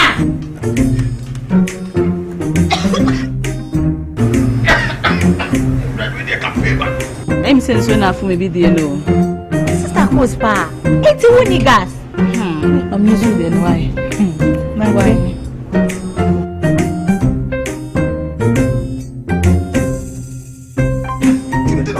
Down Yankanawa. Sister Cos. Use gas. Gas ye fast, ye easy, ye convenient. LPG, let me see your hand. Ooh, gas. Now let me tell you about Safari Valley Eco Resort, the first of its kind in West Africa. Upon your arrival, you are introduced to a butler who plans your itinerary. We were surrounded by wildlife from the moment we entered the eco park. So many activities, all in the same premises. Visit the gym or the stables, they have it all. At my break, I'm able to practice my potting. We also went fishing on a man-made canal. Our tour guides taught us so much about the wildlife and how to interact with them. They used only electric vehicles here. This creates a serene environment. I'm told it's over 1,000 acres. My cabin here sits on 2 acres with a large terrace space overlooking my private swimming pool. Now this is royalty. They have their own farms, thousands of fruit trees. I can also have my lunch here at the waterfall. Quite a beautiful place you have here. Visit Safari Valley Eco Resort in Ghana, bringing you closer to nature. Missy Menanano, a group bassa, I've been bravo to be doing. As for me, I take very good care of my grandkids. Ye dear grow, na yes, I do maybe crana. Me bano timide, or maybe gumi so weekend. Hey, remember. I don't think I'm a catcher or say, yeah, no, medi garlic capsules. As I stand here, my doctor said my whole system has improved very well. Medi garlic capsules. Yes, medi garlic capsules. But the Moses garlic capsules, what Mamoja didn't put animal a few sunny ye, na esesi or Barney Berima, Mahona Warding. Ubinya a dweeby at all among you pharmacy stores, Fryer 050 349 4885. A dweeby, and your mamma fra and yendi fear doing, a pen for, any a ma a man for. But the Moses, who me how FDA attributed craft to atom. The serene environment fits into the goal of the school, which is simply to provide excellent educational foundation for your world's development before they commence primary education. At first glance, clearly you will see why the school is called Hebron Hills International School, as the building stands tall overlooking town. With a Montessori style, we have experienced and dedicated staff and trained teachers. Our small sizes classrooms are meant to enhance teacher-focused approach where children get one-on-one attention from the teacher. Hello there. We are open at 7:30 a.m. and school closes at 2:30 p.m. After school care is from 4 p.m. to 6 p.m. while early drop-off can be arranged at 6 a.m. Hebron Hills International School is located at Midye off Densawan Road. Locate us with GP postcode GW0688 Ga West and GPS code 06884870. You can contact the school and make further inquiries on 050-876-2375 or call the office directly on 0302-918768. Email us at hebronhills.school@gmail.com. Hebron Hills International School. Excel and shine.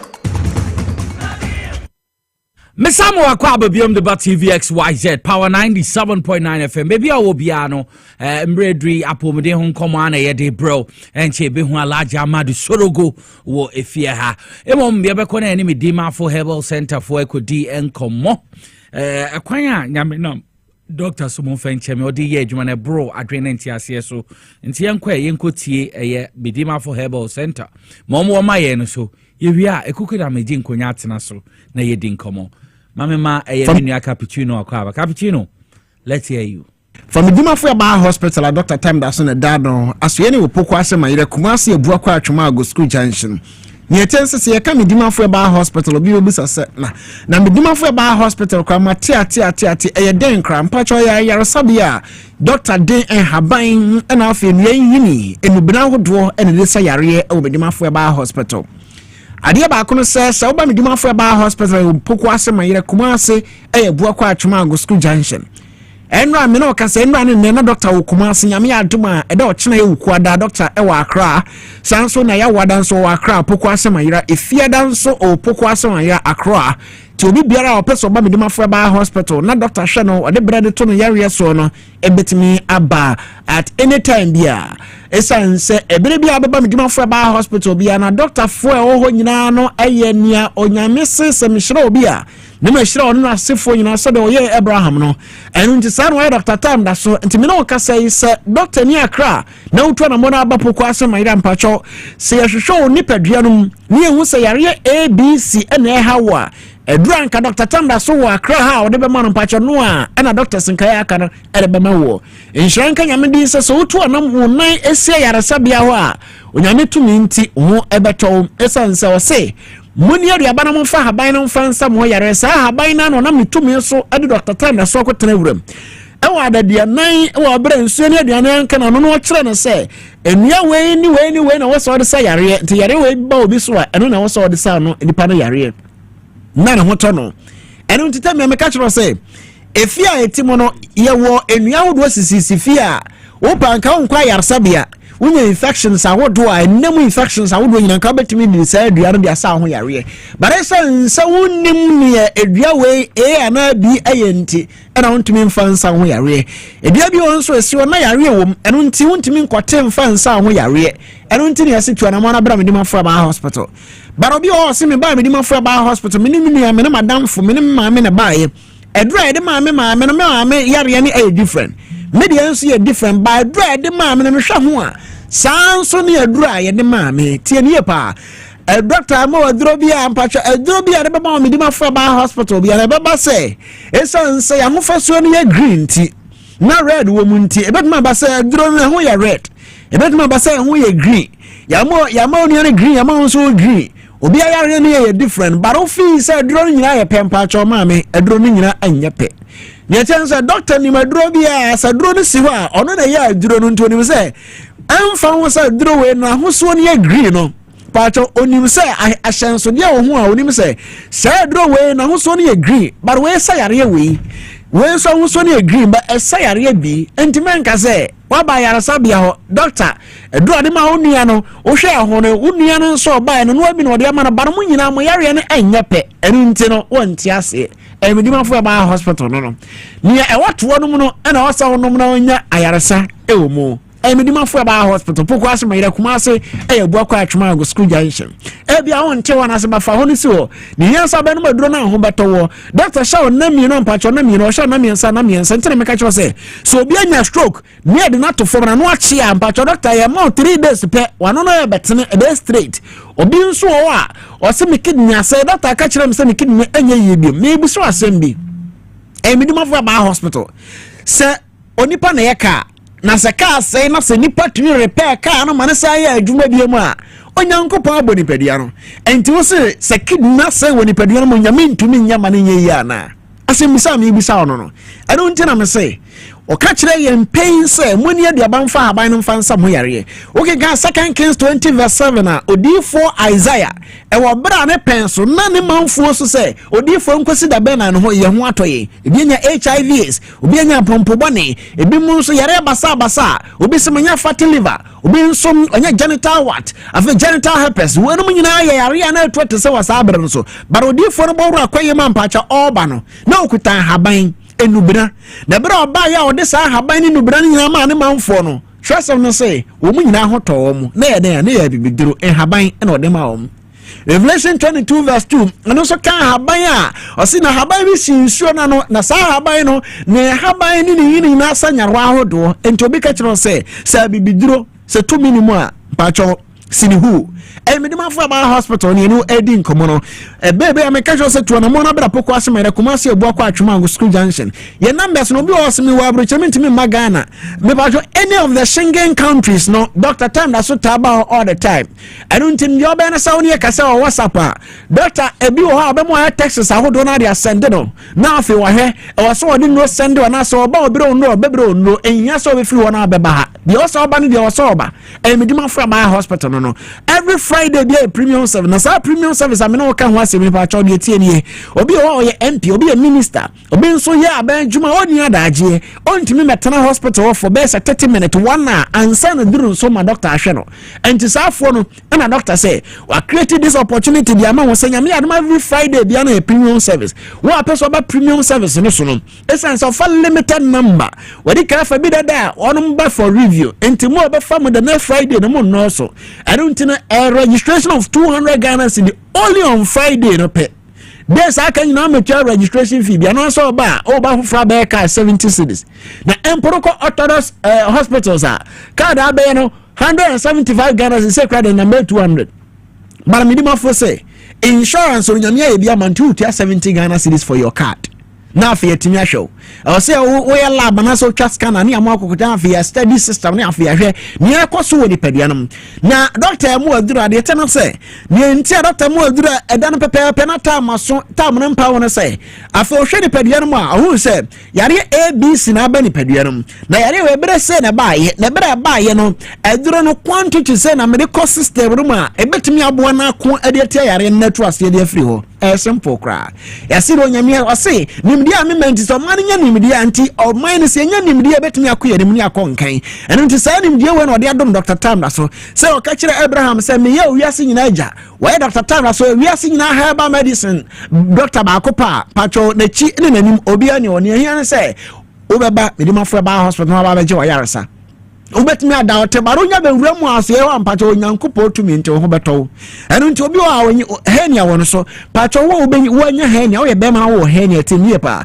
wo hwe ye asa bo mu akua tem ya won se ye wo ye wo mo afu omumu enkrase no sabi omo ko afum no obi wa mon se eduru pebre no na mo abon so ko na abo no eda nkwanche wa so kra no amokua no da nkwanche oba abon so atam na to ne kentem no de na eko wo kwa abon so beduru ba bi ho na abo na tiasi no ko enti ampacho ne nkwi na ba ye nti no otwahwe ye oto horo ba na ni so te no ohum okọ be man so mpacho se hani aba wo so na bo se wo mu a wa hwe ye bo se woni so bi wo twahwe ne de wakọ ayaresabia first one ebo kokọ the second time and the third time any of these two no ebetimo UEFA test for sase so hani asemra meka no oba wanya fibroid no pacho ye obi de eto na wodi ne wo de eto akiri so wo de no ba bia beto bia fa bra medima fo inches ne 1 inch 2 3 4 5 etimi kwa up to 7 inches fibroid ne thickness no ena me na wo ka ho asemi eto awode ni inside awode ya wo ahwe ya wontumi nwu bi ba eto akiri de awo ya lucky obetimi awo ba wo ba medima fo ba hospital pacho doctor on fast can find your operation but draw them man ko your operation was system no afa ni nyina ba besena ko oba bi wo se mentions ba just no painkillers but the chance painkillers ndo do na so no cafe ni ade wo mu nti no afa bo so ba no ma atoto aso a ebeduru ba bi no na afa wan kasa no aba benya ulcer eka me kasa me ka ulcers types e wa pacho ulcers aye won eburu ma akoma ko 16 but tem ya eka eya na dodo na ulcer peptic ulcer ni akansa na eja oyo esophageal ulcer nyina ho ye minimu de ye namu de ye ni de sanso na mia hodo bebere na ho but ulcer na de to nsuno mu no ye se ubon se ye nsuro mu na yeso obi a oye symptoms na opamade o pamade a ubon se ye line e den line atade no onsuro no se ye line no ma sa line no na se hu twitwi a emu twitwipe no aba benya kuro e ma yeso wanya ulcer sa onsuro line na o mu no onsuro no mu no na line mu ntiba bi tepe eno ano no yeso wanya ulcer bramini mafu aba hospital nshire kanya me obo soro no obo asase no di 2 million share Dr. Tam da so nse edura ode ma no edura ba be 2 yare na se dia firi ni padua na afi so watimi nya apom de emidi mafu aba hospital ene no kase obi o asimi ntimi ngo wa opa wa wodro no enye dibi sabi numitua bi just one thought pe wo de go mem na me na mpacho wo ne oba no hia ba kopa mu hia biam do so echinyefo no mra poko ase mayira opa oba aka kire doctor dog we me mpese metua sika nsa mpese me nwa nsa na metua sika eno na ya na doctor ene je ho me ametia ma no medimafo enwura hodo bebre entime ka minim de America me sesa wo unim na bia unya yare ahodoɔ bi na empono kura no wanya diabetic na anase empono atindi yare ena etu so te safa bela medimafo eba hospital na afa yentu ase mfama o eba bibi te se enam yare ahodoɔ kura de ampacho entatia case o doctor ne so yare bebre na entatia case o doctor ne so saa yare ahodoɔ no enam yare ahodoɔ bebre na entatia case o doctor ne so be ma ampacho be mefon ayeketoa no obi o a onya ba haizia jinso moja o jinso akra wo bosa na moja bi di akiri anase wanya gono utwiti ye na ankoye eno ko ban sa na bosa obe ma no so fo entumi nye kase bra ye twiti wi sa mo aduru are be sra sra afo wonum bi na be ma na tumi ade no ho afi be tenten kakra katetrete ebe sa barakase nchachara no se no ya na edin pa o kama wan hwi ya o se kura betumi agu pa to di si o se je wa ku menye kunu wa ku nemo ni je nko a be ma untumi nya adwuma amo ba ho nsapeno no eduru awi abon so wonam abonte no paja ne matire so obetumi kura pem ato gatem so eduru na adwuma pa to ma abo no o ye sa be ma na bra poko ase mayira eduru de ma nya aphrodisia se onum no ba akwakoda na emom no eye omu adwuma ye numbers ne 0244 77 4282 0244 77 4282 and 0500 727215 0500 727215 afa 0245 44 9592 0245 44 9592. Okay, Medima for Herbal Clinic na yakoya ya no mukodi enkomono. Mame papa utie mi akona kwaji apo muden wo Medima for Herbal Clinic na ebebo ye papa. Omubo omuhomboden.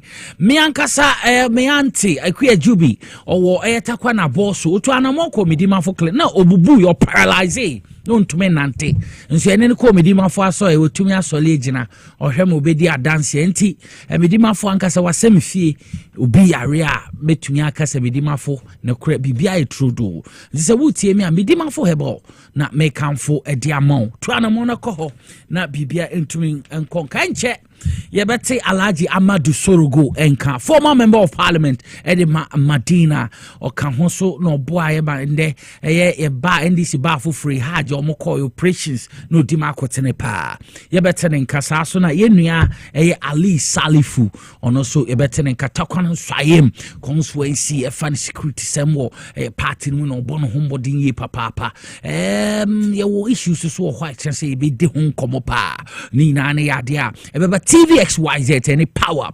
97.9 FM so ntenche ekukudam ne beji inkonya na yedi enkomo meti bebi obi anu memfa wonsen kefi yensan hwe parliament ensem o mukafa Charles Kojofo so ho ye ba ya ye to adwumadi ne so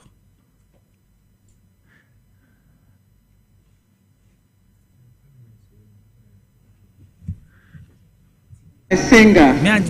He was a cultural icon. His music spanned generations, touching on themes of love, life, hardship, and celebration. He voiced the everyday experiences of Ghanaians, becoming a household name across the country and beyond. Mr. Speaker, his contributions to Ghana music industry are invaluable. He was a pioneer of high life and hip life genres, mentoring many prominent artists. His sound evolved, yet his authenticity always remained intact. Mr. Speaker, on behalf of the grief and people of Insuta Kwamai, Biposu constituency, the entire Central District, and especially the paramount chief of the Insuta traditional area, Nana Asamoah Jemfi Setre II, I call upon this House and the nation to mourn with us. Mr. Speaker, Ghana has lost a legend, but his legacy endures. I humbly appeal to the Honorable House and the government to consider awarding national honors, including a state-assisted funeral, and establishing initiatives to preserve and promote his musical legacy. Mesama wakwa bebiom edeba TVXYZ so ekukudam na jenkonya atna efom Alhaji Amadu Serugo, the father of the house ofia ha wajin nkonya former member of parliament de Mama Dina obon ho adwuma pa yi dodo na nansi Alhaji mba na wetu kwan na nkofo frɛ kin na da be na ebe ho Alhaji hu na che o ma fede papa wa ha ye bete ne nka saso na ye nua Ali Salifu wokɔ takwa NDC ye takwa nsaye ma se jata ono so aha nti ekuku da me na me ne omo ebedi enkomo mama Alhaji Amadu Serugo akwaba Alhaji akwaba bibi aboko de nyamade adawr ma yahu ati de se me be feel mamba so ka so be mama sa nti e prepare bi me sanka meba jalabi ana so baba na sa to mensa meba Sunday so nu say nyame adwa Friday ye we ye Friday na wa ye Saturday enye easy o me no nyina na ye can say because adekoka me ne no papa na ibio mina me feel say nka no ne hu nyama dansie de nka be didi no na ka de medical cha da bia no na so na we na we na wo mu say mimia ntino adedie abai no Ghana NDC Ghana obia wasome Ghana football Olympics no na football crowd too na owa botre o maye bibia no say Alhaji awujai awuta nyabota nyameta mu beso nyamene mbrodo obey nti ne peka no ha na mo yi ato nyame aduma Friday Saturday nso amia me prefect menene na da bia ye Thursday class Auto FM every Thursday Alhaji me ma menka bat senior communicators amowo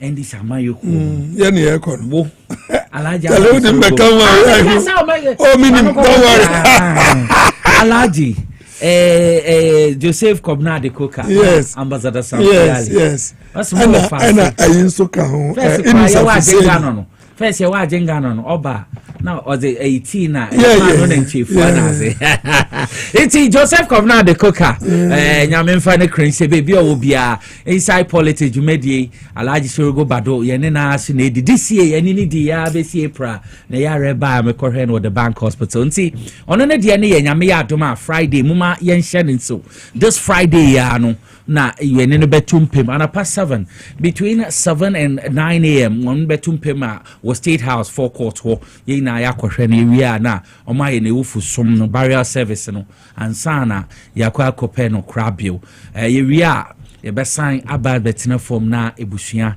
ayeyi Sunday ne ye be call ye Calvary Methodist Church wo Adabraka 10 a.m. but woman kai say Friday ye be black na taria ye share the akwane black na Sunday no see black and white enti Joseph Kobna de Coca oli dade oli mashi oli pieto oli jollof oye brutal wo kwa Accra Sports Stadium am be hu say ye won stand wo ho Adekoka stand Accra Sports Stadium nti why osanso be ye vice chair person the man and a chairman the man Ghana Football Association na Sambru Batla ono man e di manti why be ama Ghana Football why be ama NDC your friend chairman emeritus oba na okita no corpo no sinenche no zesi ho nyame mfa ne kransi ye yim de wa bosum ye nti Fridays wo ma ye nyina ye ntu anamon ankra da ma mfa ntena aba ye nko the forecourt of State House na yenko ta ebusiachi no na nche obaba the maso na Ambassador Sam Piali no so obotum zenezano atoso amaye na no so nkofo ahwe nti ankrade ye Friday Ambassador Sam Piali yes Saturday Alhaji kan ho asem kakra uni me penny pa no di ma ko president no nkwampo menene no yes you seek it together and yet easy. Na unim adeba akupa na mpese Ghana fo nyina yede. Okay. Ye nyina echi. Ana me ye sei, ana we hwan, ana me obetimi mi. The world no, there is an end to everything. So be kachira adekoka say and to and me no ka say on kanwa ko njindi. Obi kachira sampi yale because Friday na nka doctor ni yinu. No so manentwa ni kakra na Monday na wabefie. And on one series and Monday minimum or Befi Sunday and o free. And the cock has you so many more Befi. And Americano and to know Yanya, your warrior saying a medium, and yes, a beer check. Upian in Emre, Upian in the time. And then you care about that Lumba. Eh, on no crowd yet, South Yen, you more no to turning commoner, no did no a cheya. As I know him say, or Barbe because someone walk way or pursue your way and last. Me cram one to me car me call. Now me person me say, Nanoya Mudia Kaimi, a whole lot. But you see, Pamano Chano, if we are say, Upia free as Upia. Intime was a good time.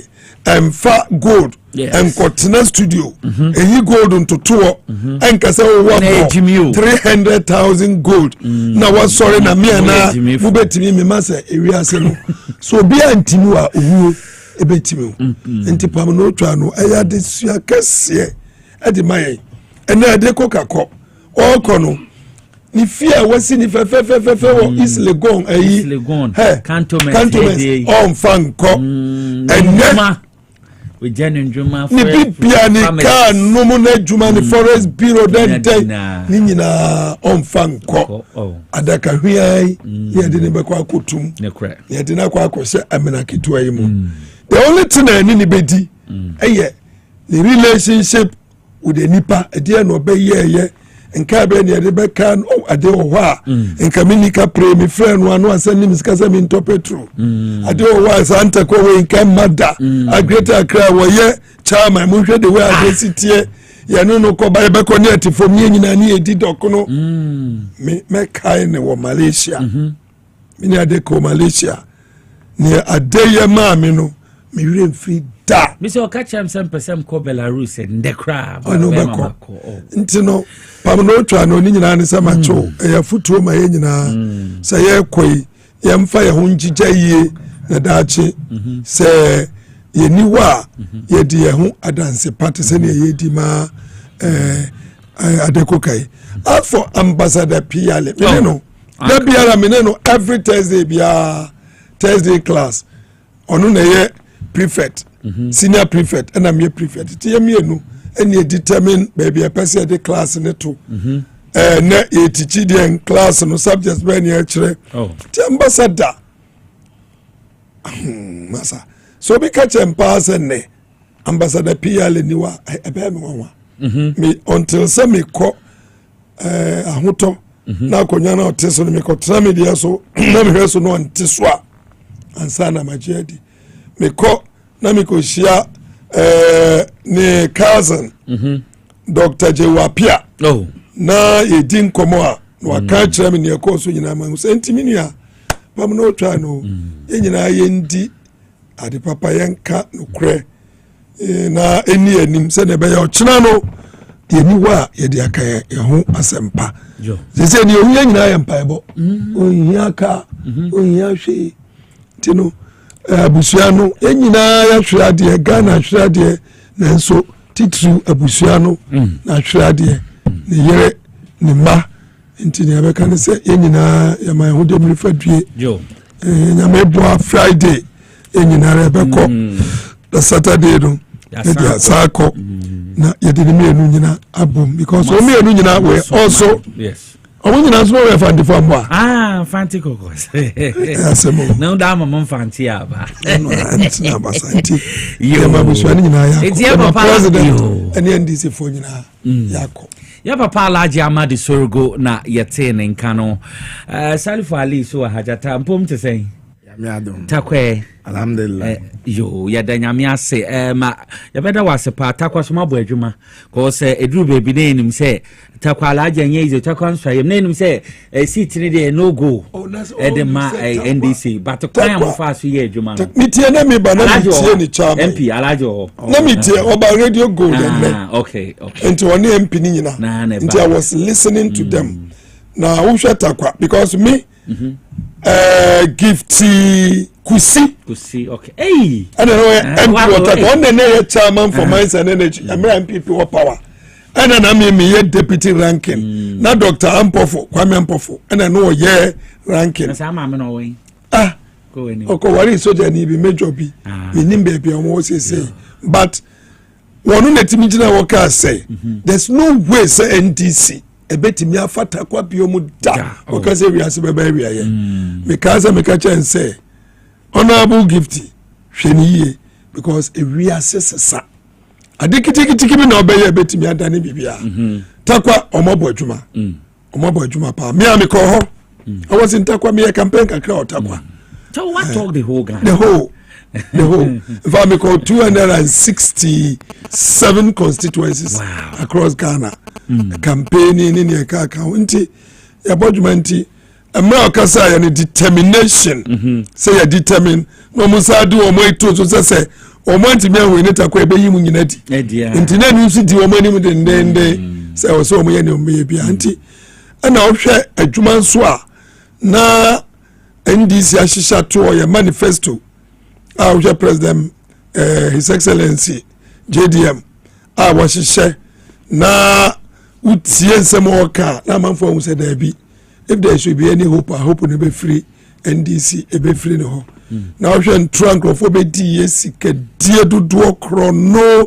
kitasihye na o hwe ba omian tra no odia you be na be ka kire o ntino asesa ntino ya maomo o papa no nti kakra watakwa adwuma mo boy ede mama for free do na am the takwa for shen na re fansina not call takwa for shen ya na re na menchia wan na menchia wa ya the sitting MP me ni from ye because me papa Ura isa salifutela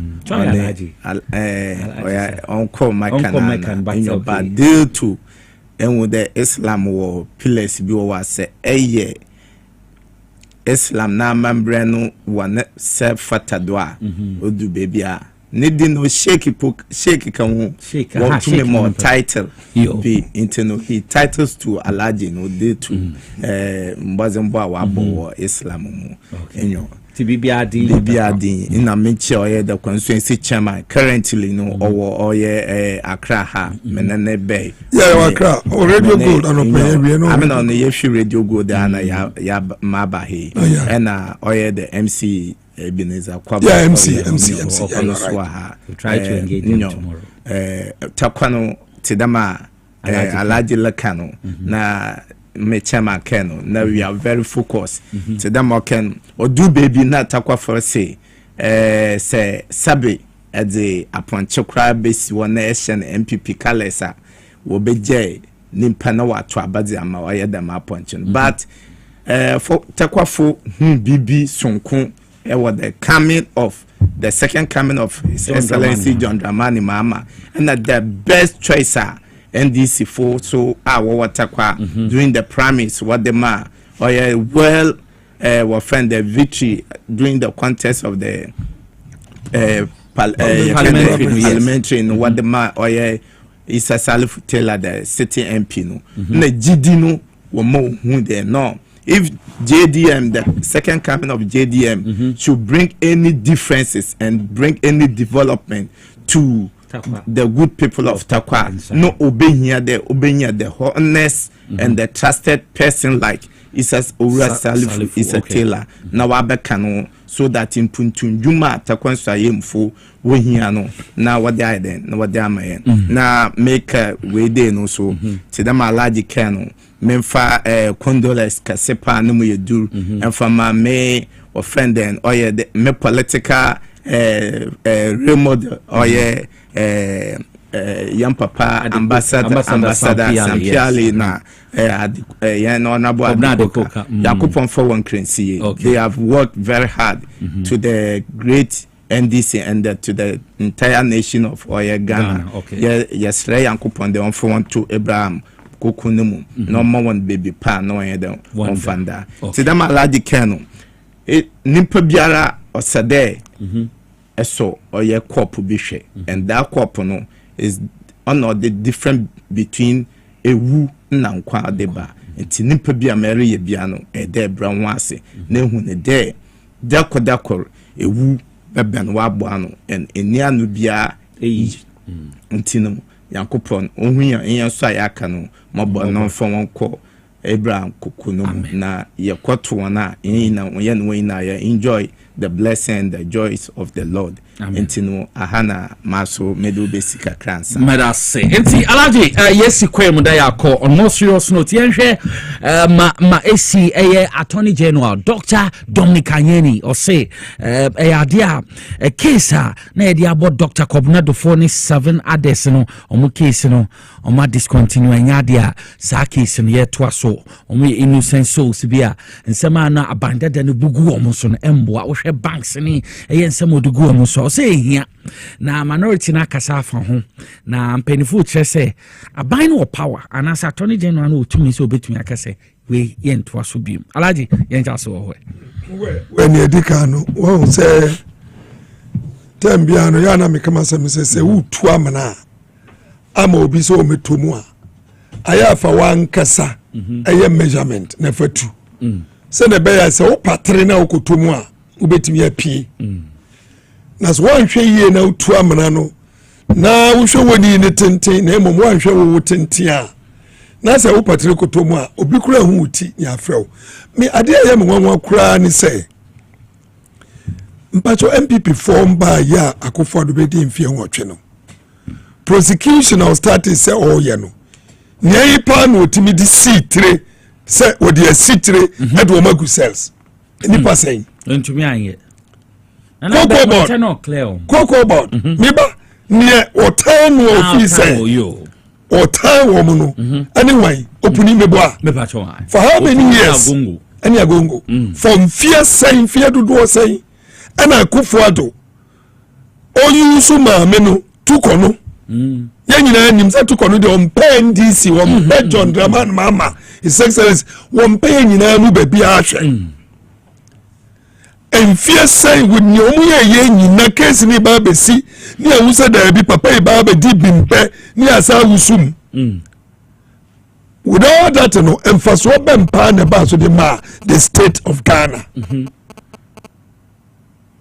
Masa, it is only an Attorney General na dwunumu abie a woman no ho don ani a wodi ba ya adwuma na ya mmra kwanso me pa cho woni me bia frɛ pre bargaining de ebetu eto se bia nipa no obedi nkomo okay saa de a metu eska nti saa laws no woni me omo pass here go and check MPP from pass na de buy omo na de buy omo 8 years mu na omo de eno buy na ni nyina ni say ebi wo wa so eye boa ana boa papa ene tu asema betom so na metumi etua de a masa that is it asem na betom so ebi wo so a 10 years na yenye sky ya boka asem ni bi wo wa enye boa pa yo na odi ye ensi wadwunim se ma sheda me kwa koye kita asishati se ni MPP for no me ko di abansi kada bi through the work you know and bia bi because for example papa idea ya no mo okay and no nko a UniBank any others bank me bank ne mabo contractors busia bi bre contractors ne be ka kire me say MPP aban amomo adwuma contract we omonko ye kwan we omonko ye we enti contractors ne bi bre omo ba me bank enam se me pempun to dwuma ntino me pase Ghana koni mu ntino me bo contractors ne bosia knowing very well say so omo ye obadwuma no a abambe tua abantua fa me bank num na me nso so no se me dika bi wo a me nso matua we eni obi a wo se da ka se me plane akwa bokro no and this akoba say abam fufuro no ba ye no when adwini say contractors no ontu omuka when adwini say adwuma no awudi ma wo mo no yan stop kai say MPP use 2-3 years o mo dey audit and spending sika over between 10 and 15 million dollars so mo dey yan twetwemu contractors koko rules ne ka ho enti no se wan tua sika na ma contractor no so nya sika no a obekwa akotua de ama loan na ofaye no kai se o kai ajapade document bi na friend ajapade na a ko for do beka kire se ye friend ajapade na mo friend no ajapa adie ye de ne friend ajapade enti de na ko for do da bi your friend is a friend. Ajapa, mi baba buku nu pa. Elijah kwenye buku we ko enim. Ajapa adie ukaya. Wo mu di semu. So mu mra megu bank semu. Nyinara. Now for Riata bank no emeye bank obatampa. Ewo buku nu. Eno mba enti we no di ase ni team that say me kwa kogu banks no. And even though banks ni ka say aye kan nyina ye 10 billion.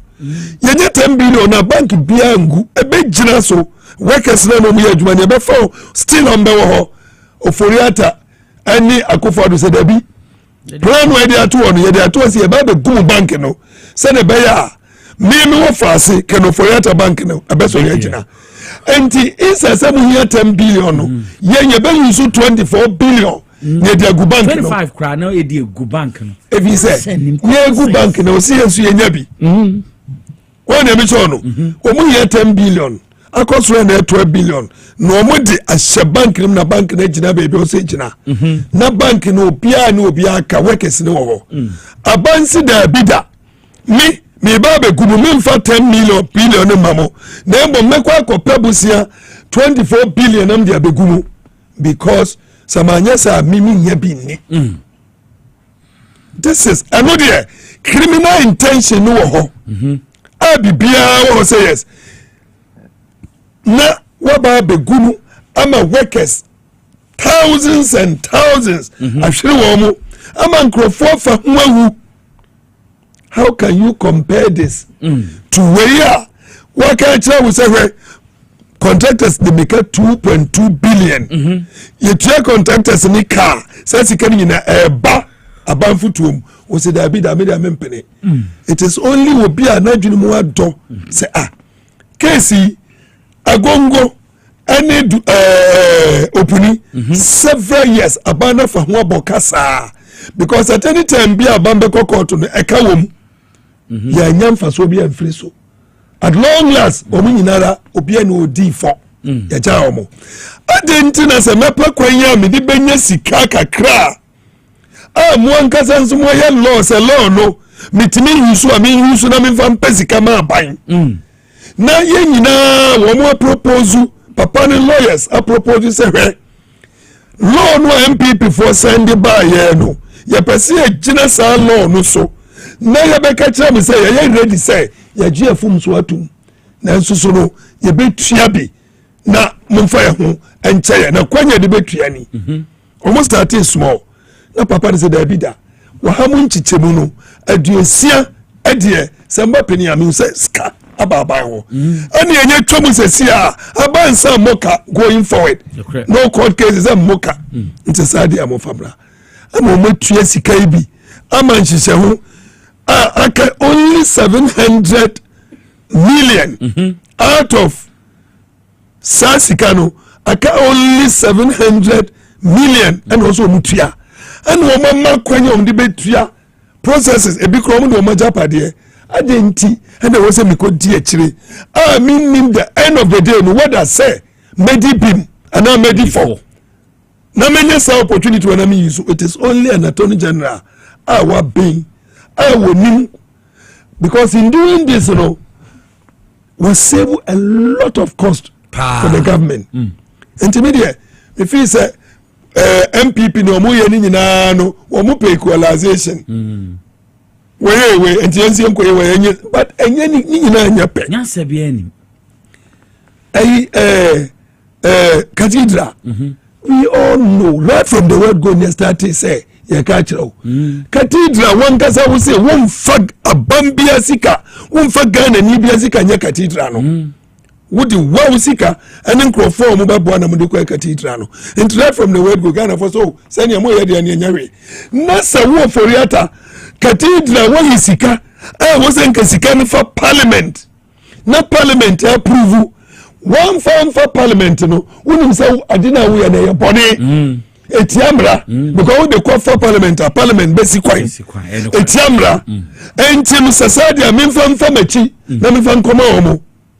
How can you compare this with what Commonwealth First Bank in Kaka no? So I totally out. Into no much ado about nothing. Young people before you know. Says everyone catch them or more lose some relevance. Hey, who more and yama ufrimwa and tosini MPP and number absolute majority without even the independent near. But independent sabi obi akwa okopem undujuma na dia koma ne mpeso so na nyasa na obi asabi nsu afano na wo sese misu me huri akwa akoto munim senso unim sudare unim dware I simple and straightforward and we have 188 members of parliament awomu buy into the resetting agenda of His Excellency John Dramani Mahama who say when you kwa Ghana be now I'm happy say ne obi anu wa regret it because just after 7 months no more the economy na chere wo mu Ghana for ka e say wo mu make the right choice of joining the NDC caucus and then go to the market kobebia MPP for they have nothing to say but to be the beer press conference who they market the beer press conference because what can they say? There is nothing to talk about apart from doing press conference. Opa ko hey mopa ko amunko TFA for the whole 4 years and this is Ghana and Rania Ghana will run, decisions will be taken, policies will be implemented and Ghana will move forward and ne share media budget or the buy I don't want to talk about it. Abam papa abba and you be naked and then me call tilapia me call tilapia tilapia debia me ansa ni asusu kakra na 150 and then me call ya ma me say ya tisu 30 nam say adai was say obia tete ni amasonti enso ya tu tilapia piano so 30 nam say hey aye no kura say abam papa abba mu ba ye mo be boka eka utwa hu ba bia anye yie na I'm even surprised MPP before me timi sorry kasa o because I remember very well na me chairman for mines and energy no mo di petrol air politics electricity air politics me kansa me wonu wo mo say san niam wa wudi ya manyo sam ebeba becho masa wo mo di dollar exchange at 4 cedis air politics wo mo amazu ko duro yi 17 cedis 20 pesos to $1 and then His Excellency womu say womu kwa womu nyano 10.4 no womu nyano 12 ni 13 me pacho 17.2 and 13 ya hina yesiri yonko for every $1,000 woko sisa and the MPP 17,200 and the NDC 13,000 by one Gaza standard. You save 4,042 million. We can answer. And Timinia, Pamno Chano, so offer your manifesto now. Shabe near Casia Bayer, Uchania Excellence Caso Bayer, and my Bruno, a Bianwa, one fine in San Kaya, Wafeli. And Timinia, Pamno Chano, Nina say, MPP himself, Druno. There is no way I'm betting about power for the next 30 years. And the only thing now, say, Omedi, and someone fata, Mojabegu, and the Aquatia, and I say, Bessie, Amasa. You for no one started no more. For 4 years now, no more. Oh, they train. And Timinia, let's move on. Me, I am fully in support the actions taken by the Attorney General supported by law. And yes, one can say yes, so was sorry why. And when yes, Sikadia ma a buying unlike Omu Yusu 8 years. Because he said 3 more days and on person nothing at the end of the day no and him go say na ka omo. Meda Alhaji Amadi Sorogo ase bebre mamen komini Ali Salif ho na no so tia no so nadrin Ali Attorney General Dr. Dominic Anyeni or the atudwa say ora Dr. Kobna Dufo ene 7 others a mu case ba ye fa no kwan ye hwe no UniBank ye gu no ana contractors ne ade wabobo mo bosia ama that time ne sika ne flow mo fa so gina so tanti say ora ma na do nua e frɛ no ken for reata na bank mo mbe solidina sa bank si ye guni na gu sa banks 10 na ye diska na mu hia 10 billion ma Alhaji kai and so mo di 25 billion di gu na anyanse nim ma ban lawyer penny say ehia so obedi case na chi omo ye innocent na omboa ono wo tumi so obetwam say asa case no wetwam say ye weni som say Alhaji mati bia na hwa na UniBank mo be bounce back biom banks o mugugu no ahwa ni na Heritage Bank mo na baba obe form committee no go into the collapse of the banks. Okay, because usha local banks ni mom and the shares of banks are Makuafo 24 and Ma Kakara GN Bank. Same the BNB will cross via GN Bank. Wow, banks are one cross on Mubuano and Muguno. And to me, I will not be surprised to say, with capitalization, wasn't Komugu and IB. One prepare, Mubaton and IBO, after Mamo. Oh, yes, they did everything. And then workers in the TUC. To send you come over beton Senate, Sao Hotel, no say Labadi Beach, yes. And come over beton, I'm a prayer champono. No more say Tom Wakotino. The same thing. And then come over beton ton Sabans in Yina, including an IB. And the workers in the sorry said never. And so the finance minister will more capitalize that bank and my bank in us original. What can you do? National Investment Bank. NIB. Yentio Ali Salifu Tiger. Yentio. Our friend Nicholas. One thing I there Ghana for and Ghana for yete in be saying there. Ghana for baby abato the nifia or the nabeduno. Ya dia adi chibiano oide ene Ghana furi tila esheniye because Ghana fu mwenya inde ebe mo woni djuma ma waye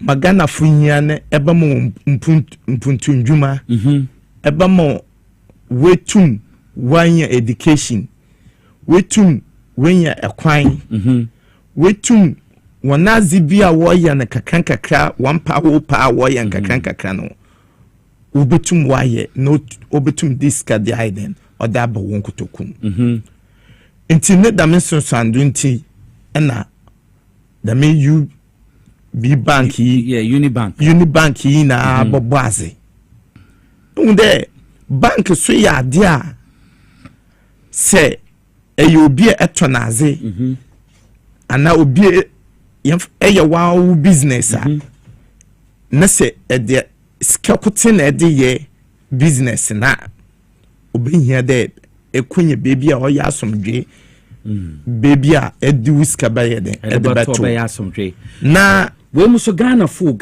a why won na mpemfu na wo bu baby de obi enu a ode ne sa tabin ba kire ne fie kwa na baby a wakoma ewo no ana wasrade da wano baby a wasrade wano endi won agor da me banka obeso Ghana fo ase oyenye na Ghana fo nimpa na Ghana ni no oyene bank and na Ghana fo so no no redi kwa na Ghana fo na so wabre Even share all the 16 regions are Ghana. Be at the bank EB. Wasana Ghana for contractors. Wama Ghana for Busedo Juma. That's Kenny being in a Wama and Zama Enkoye. Ejuma be swearing ye biano no mobe ye biane be face challenges. Se face challenges are a result of challenges no then I carry on. Nese wobenya oye 10 billion. Now what they saw oye Ghana for ya na say they ashame. Na ye they ashame. Because na bank no from no or this car 10 billion no what they inject no we no wasenegya na nando. Na ese awa eni 10 billion na e de boso oye wunya Ghana ni no ase mum ewo 25 billion ebetum de gu adwuma no 25 billion de gu the 25 billion de gu de medwuma na efi de Ghana fo be yedin na wa ede no wa hwew na sanso nti na the sitting president His Excellency John Dramani Mahama ono say wamba amfam ebusua bi wamba amfam no ho mum obede oba serve in the interest of the Ghanaian people and ampaso ne manifesto mus all there se oba shede da me bank na also oye Ghana fo ase no oba shede ampa da me bank no besa na ababiom magana fo wunya inde ampa de omampanyi asema ekenyi e de se be yodia iya so ye beto aba amaw na enya dame majority me majority na banks no e dame bank na dia babium so that yenduma ye iya na ye wo yenduma kitenkete ye na onye abano na djuma na ye ekwayi biti da hwe ame bebi ame fi takwai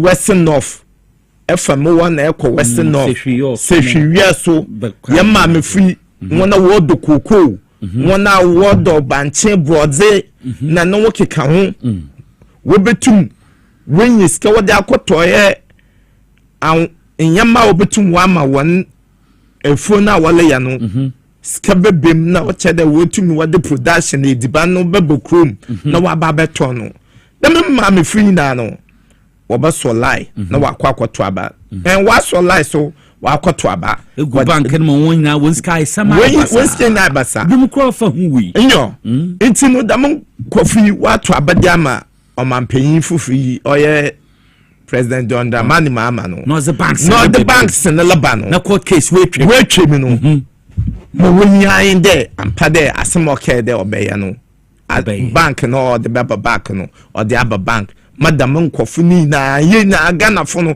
ye wa toyen na emu de wo friend den se wo say wa asem no se ezin nkunyima ahyase na la ele yade a obi abobo wa abado from the first day the previous administration what the one second the banki she Ghana for the douara no wolusu we su mon capitalize it is say attorney general ogina da me magana for inare ken na kwana wo for the wodu bank no na send the wa clear there the me bank na sambra no one but for one ejuma 1 year na onya attorney general akasa ni tumi hu mmom oye Ghana free na ye tumi na ye support a ye da ma mampanyin na ne attorney general ko sama edugu wondo ko to nsam no yan sama oye no kwa nti magana free yan de wo benya de da me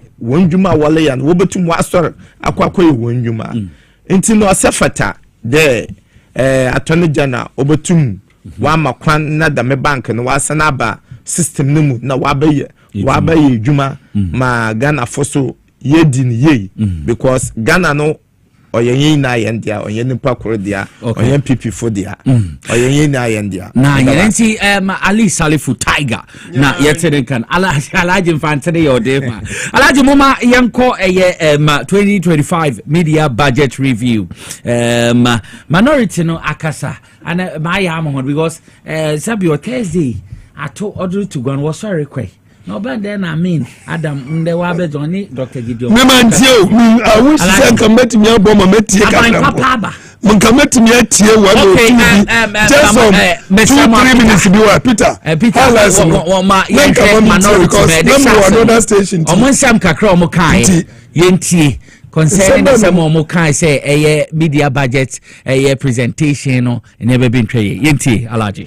Transparency, as indicated in the press release, demands the learned Attorney General to explain to Ghanaians the principle of 60-40. It's both analytically flawed and institutionally damaging.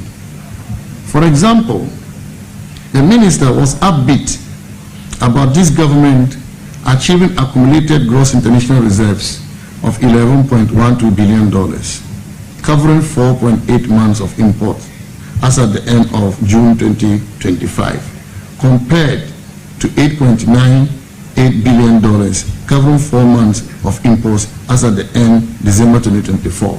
And I'm quoting the minister. This is what he said during the presentation of the mid-year budget. But what the minister did not tell the people of Ghana is that the $11.12 billion is not completely a new accumulation. It includes the $8.9 billion inherited from the MPP government. The only new addition was $2.2 billion. But if he's comparing $11.1 billion versus $8.9 billion, it is as if they accumulated $11.1 billion. And we left office with $8.9 billion. But that is not the case. The $11.12 billion includes the $8.9 billion that they are seeking to undermine. Ladies and gentlemen, we may want to ask the minister and the Bank of Ghana what they did with the extra $2.8 billion brought in by Gold Board. Because they said also in the media review that the Gold Board brought in $5 billion. So if you inherited $8.9 billion and the Gold Board brought in $5 billion United States dollars, then the international reserve, the gross international reserve, should not be 11. It should be more than 11. So there's an extra 2.8 billion. The minister was silent on that. We want to know what happened to that. Why is it not part of the reserves, the international gross international reserves of the country? Over to us. One fact, one man has become of him. I remember very well, sir. And Papa will say, no energy, energy. One of the energy, I was then the chairman for Mines and Energy. Oh, my very good advice. And no bano kasa. Na ye di buo mano ye tie na advice aye na energy expert aye na but emra wo mo appointing as deputy minister of energy okay oko energy ansa no free wa mbaba ye finance yes ansa no ba finance wo emra oforiata omo force no a odwane ye no a omo de man no caretaker because we know ye caretaker oforiata na still ano or take care decisions in this 6 months of crap. And American because you for Riata no more appointed senior minister in charge of finance international then they international and one worker and he was only given a caretaker for just about 6 months and you know for Riata call but on one and I was shocked say a doctor calculations be no or say one more as if they also took it from zero. Was it they came and met 8.1 and you know NDC the only 2.8 billion a car and you know they should have said they came and met 8 point something nobody 2.8 car on a core 11 point something now they didn't explain so I am shocked adantin wan ko feda nko ka say omo so ba ya no omo betu 0 omo so betu 3 months import sika say na wo ho but let's do comparison mudi 8 years a move sikano from baby amu betu no to whatever it is 8 obi the 6 months at the 2.8 billion about become what we say now ferry without even going to pay part of loan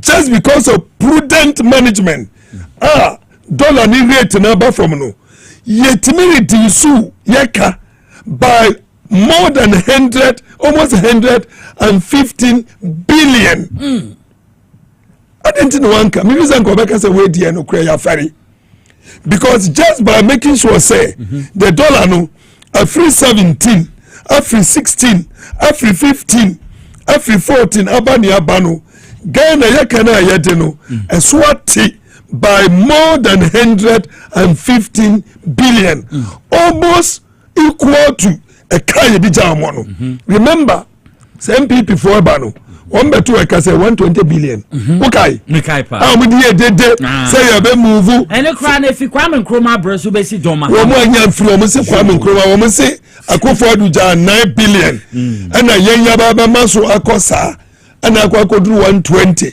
masa ene wo mo maso from 120 no he no mo de koduru ye 768 billion 120 no JDM His Excellency to make metro near maybe bro yeah hey hospitals are kesiye markets are kesiye hey roads are kesiye but mumu manso from 120 and mudi 640 billion and ebe kan patro dia no metimi akire signature adwuma ba no ye ebisa ba omi ase Poalugu multi-purpose dam $12 million omo koye na enu na NDC for na ya na mika bei ko wanim ya na NDC for ni ntimi anya hwe enu onu de onu akwa koye ntisemfo beto ama no enu kura ka wunti ne semfo bufu ni sa no ye nua wudi tro sei because enu ka obi na srem ye bufu no ni se wanya de ankocha wase wo sa na mo kakra wo no so a wo sa be bo no kro no wo bo kro no na wie nso ni achewa ka no kura nei anu na mama mfo bufu ye no wonu nyina chi na say this budget look at the things adeba ko ye omwa ni say ada no mo baka budget no asem because mo say hia mo sorry ja ho say we dey hia ni ma din ti ende de mo betena ho am kasa na me speaker in papa me speaker in papa and NDC funds so no 188 na won mo ye me wan ka me move motion the motion is that we should bar MPP from contributing to the motion on the floor on this budget. Maybe one can move. Say democracy and amebwa. Say betu waba. Mr. Speaker, G motion into moi. Na say betu waba. Yentie voice. Yanto. Na record. Na MPP for muntina ho. O muntimi nkasa. Anu na nkomo de besu anyansa. Budget. Touching mumu constituents. Budget mu promise mu constituency say mu be yensuo we mu be kwan we school we mu be we puntujuma baba na sika no aye kwa akocha man puntujuma na wonso benya bi no wo sorry free parliament say odie won fa ho because how akunsi akoyi ne pepper spray em obi atuni na wo no enu ni hia mo mo fa ho enti mo ko na mo di petition akoma president no ni budget no mo se mo ntrase no nyansa be no atam sa sit down MPP for pa enti no kwase yesese abosomfo no mbe so omukumu a omudika ma border mo ana because ayese MPP for na so obi a wo dware na wa na tade na MPP for no dware no mo pie no mo di asese omudo omunsa atu o mase no mu dwane yes what is happening look and no mudi na mo so NDC dollar no ayaya no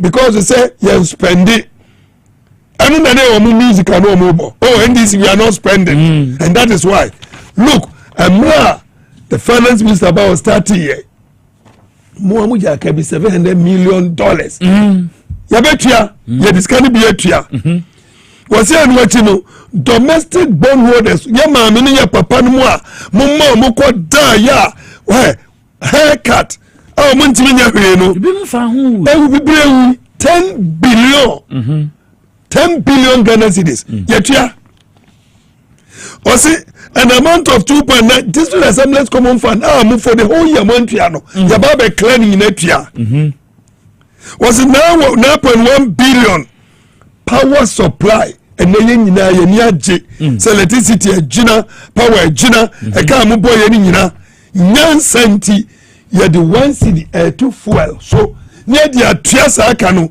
the same thing na ye esla muji over 40 billion man fan tua kano na kano mu be jama ya mu jama 68 billion mo NTMP before can come back and take Ghanaians and to Abama. I will be shocked. And to the Mimpasa Mekika we nyina but you are spending in all in excess of over 110 billion. And this over a budget no amount to a benya revenue no you are spending almost half of it over the 5-year period. Momo Musama NDC. Omo ya de papa. Ya spending and fan kodi kenke. No. Ya fan kwanko high plane. Anko pa to kese. Se de kwanko pe plane na ebedware mu. Na yatimidi yansafa to kese ho ya anyasa. Impuntu juma Yakuzi nyanu ne ye.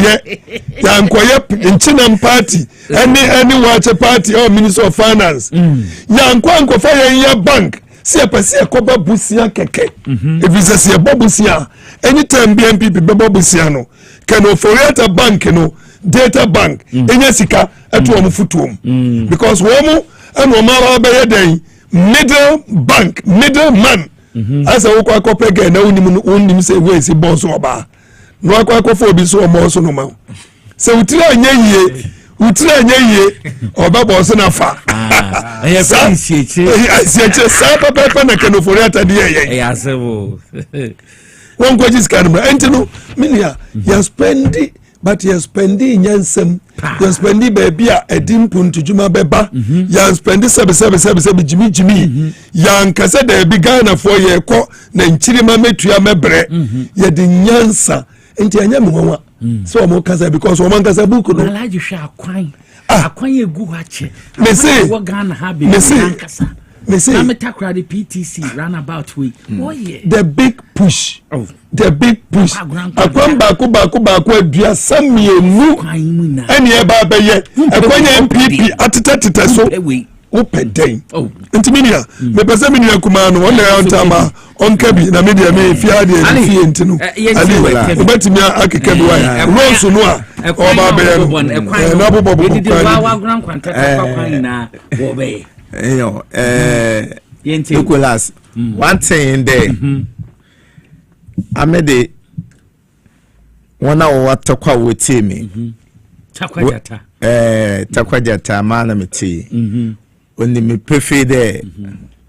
The beer me probably all can acquire, okay, because me na quarrel na medena. I was a fool, I say be me who do I maybe translating to what friend then or your chi. Wakade amana alaji chidebe kaka amana amana ese adia yedi amma yedi ajaw ho so be somunye na mfrinto yeah say waka amana is excellency John Dramani mama oyobia wujana amana osomuye because sent America da main day eshe oye budget ya odiabe media budget ya representing by finance minister presenting or cut across all the 16 regions of Ghana. Yes. Trade your mama nembe na waba no oreba na waba som Ghana fo ye ne amana na ye amana no obusum ye wasum den on pele ifrinto ibinto na ya mepeda meka won de e show your budget team e show your western region e ho na bifi nti e ho mo asam na me ohia me e from oye takra di to agona kwanta kwani oye kwana onye and then what the watcher no or your baby what's it the best come from the west na west so na she yan kwana ye den yan namdo na inde yan kwani wetum wo ba yamayen na yenya kwan papa yetum ye di akonaba ewo dwuma yi ma ye da na ase a on sada yankopon boano ma excellency the area the amayen wada mkwano no ontumi nya ne tentam on famayen ezi run about na mabara na about no do takra the main run about no airport run about share before you share wo bebetu ye ma me free wo market circle she baby a wode ma me free wode wona begu Jubilee Park wa nka nkremofu Christians wali your program and ke one mpo e one and ke ye be your program no sisi april liba ma me free what they are running for their life they are running for their life na enima dame our friend market circle ya market ya John Dramani Mama His Excellency Oba I'm the recent Oba our friend then Western Takradi Oba Shabody and Pa market no Obewie di amaye ama mpaso wo gudu a wareye dame market no wodi amaye yes rede Oba ya nintentam na ye ma mefo no we fi wo mo na wakọ den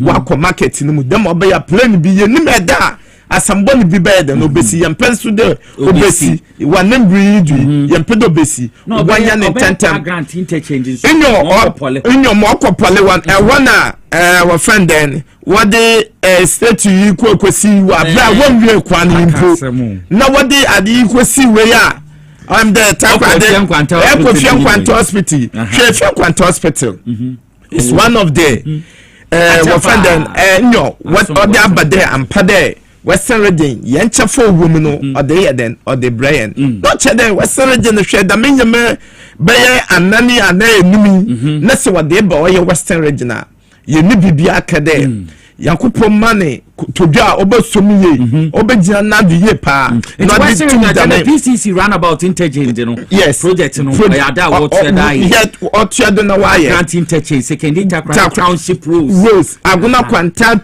taprade to aguna kwanta road on so worry and your friend then market circle and I'm the secondary wa friend kwanta kwano so worry second water supply also problem pa there was problem pa no baba yamayen correct and there se otumi ya damadi ya ono no oma ikro why you okay so obey ono wa ma ikro no obey ikro no chede ikro mafono so we be your benefit and the reflector or the western region yedema or the Wembley Victory yedema or Excellency John Dramani Mama na NDC na ne parliamentary race ye GC be the mawano you will GD there wobe on the MPship na wobe modern no we too more than puntu nduma no what the abra or your western region me ye pano no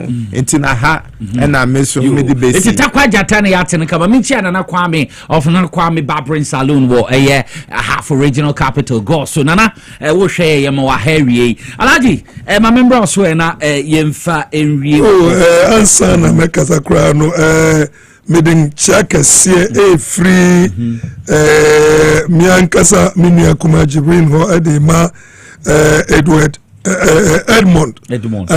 to managing director ana Alhaji Mustafa odona deputy managing director wunyina ho na me council power specialist about hospital boy bi utu ana mo kwa wo yare bia na odudu ha ombebo papa kwa benya ACP road power hospital bus stop wa obehu omo Kumasi Efeyase Bosomtwi road edu aya junction wa so obehu omo ma metakrade anaji estate omo ban Hantaman Rural Bank no so be hu omo 0244544442 na uno omo enti enkomo sa nsuo ni ye friend X natural mineral water wenye binum ya pe binum nsuo amuda ho krogen your 350 ml and I say ball no your 500 ml and sana 750 ml pe bina bobo for 0596273546 and 0596273547 oba XYZ broadcasting ahimfie ha you will so abebrese street depo kese na wa bejo de for factory baby o bia no on bebro nsu pani bi mu ano medimosis garlic capsules abedwa man so yaro nya binuma ebebo boost immune system the kama na we si PSC takọ medimosis asoye clinic no mo hwe wo yare en matibia no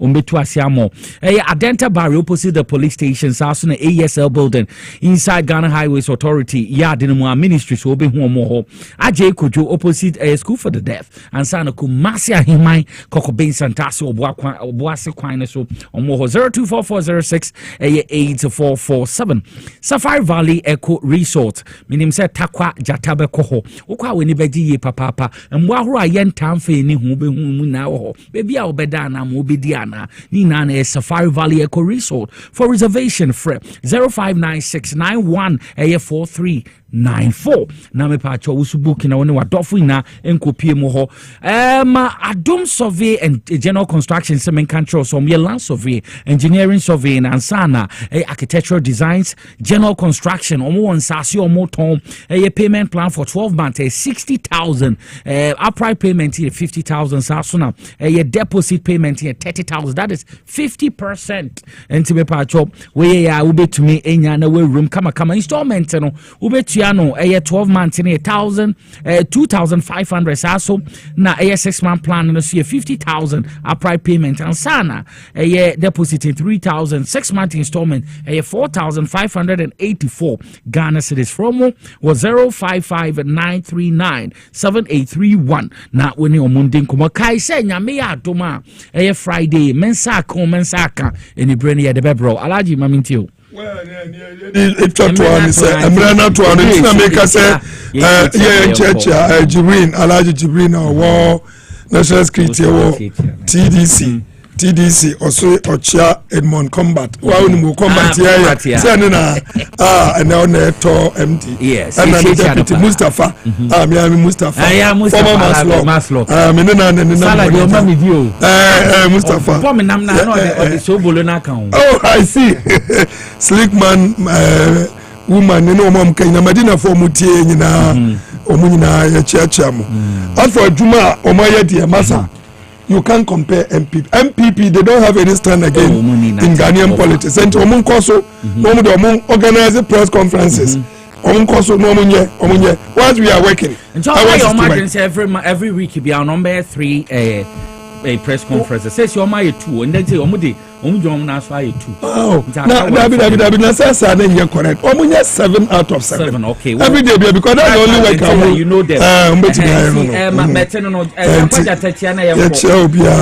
TV should know more how.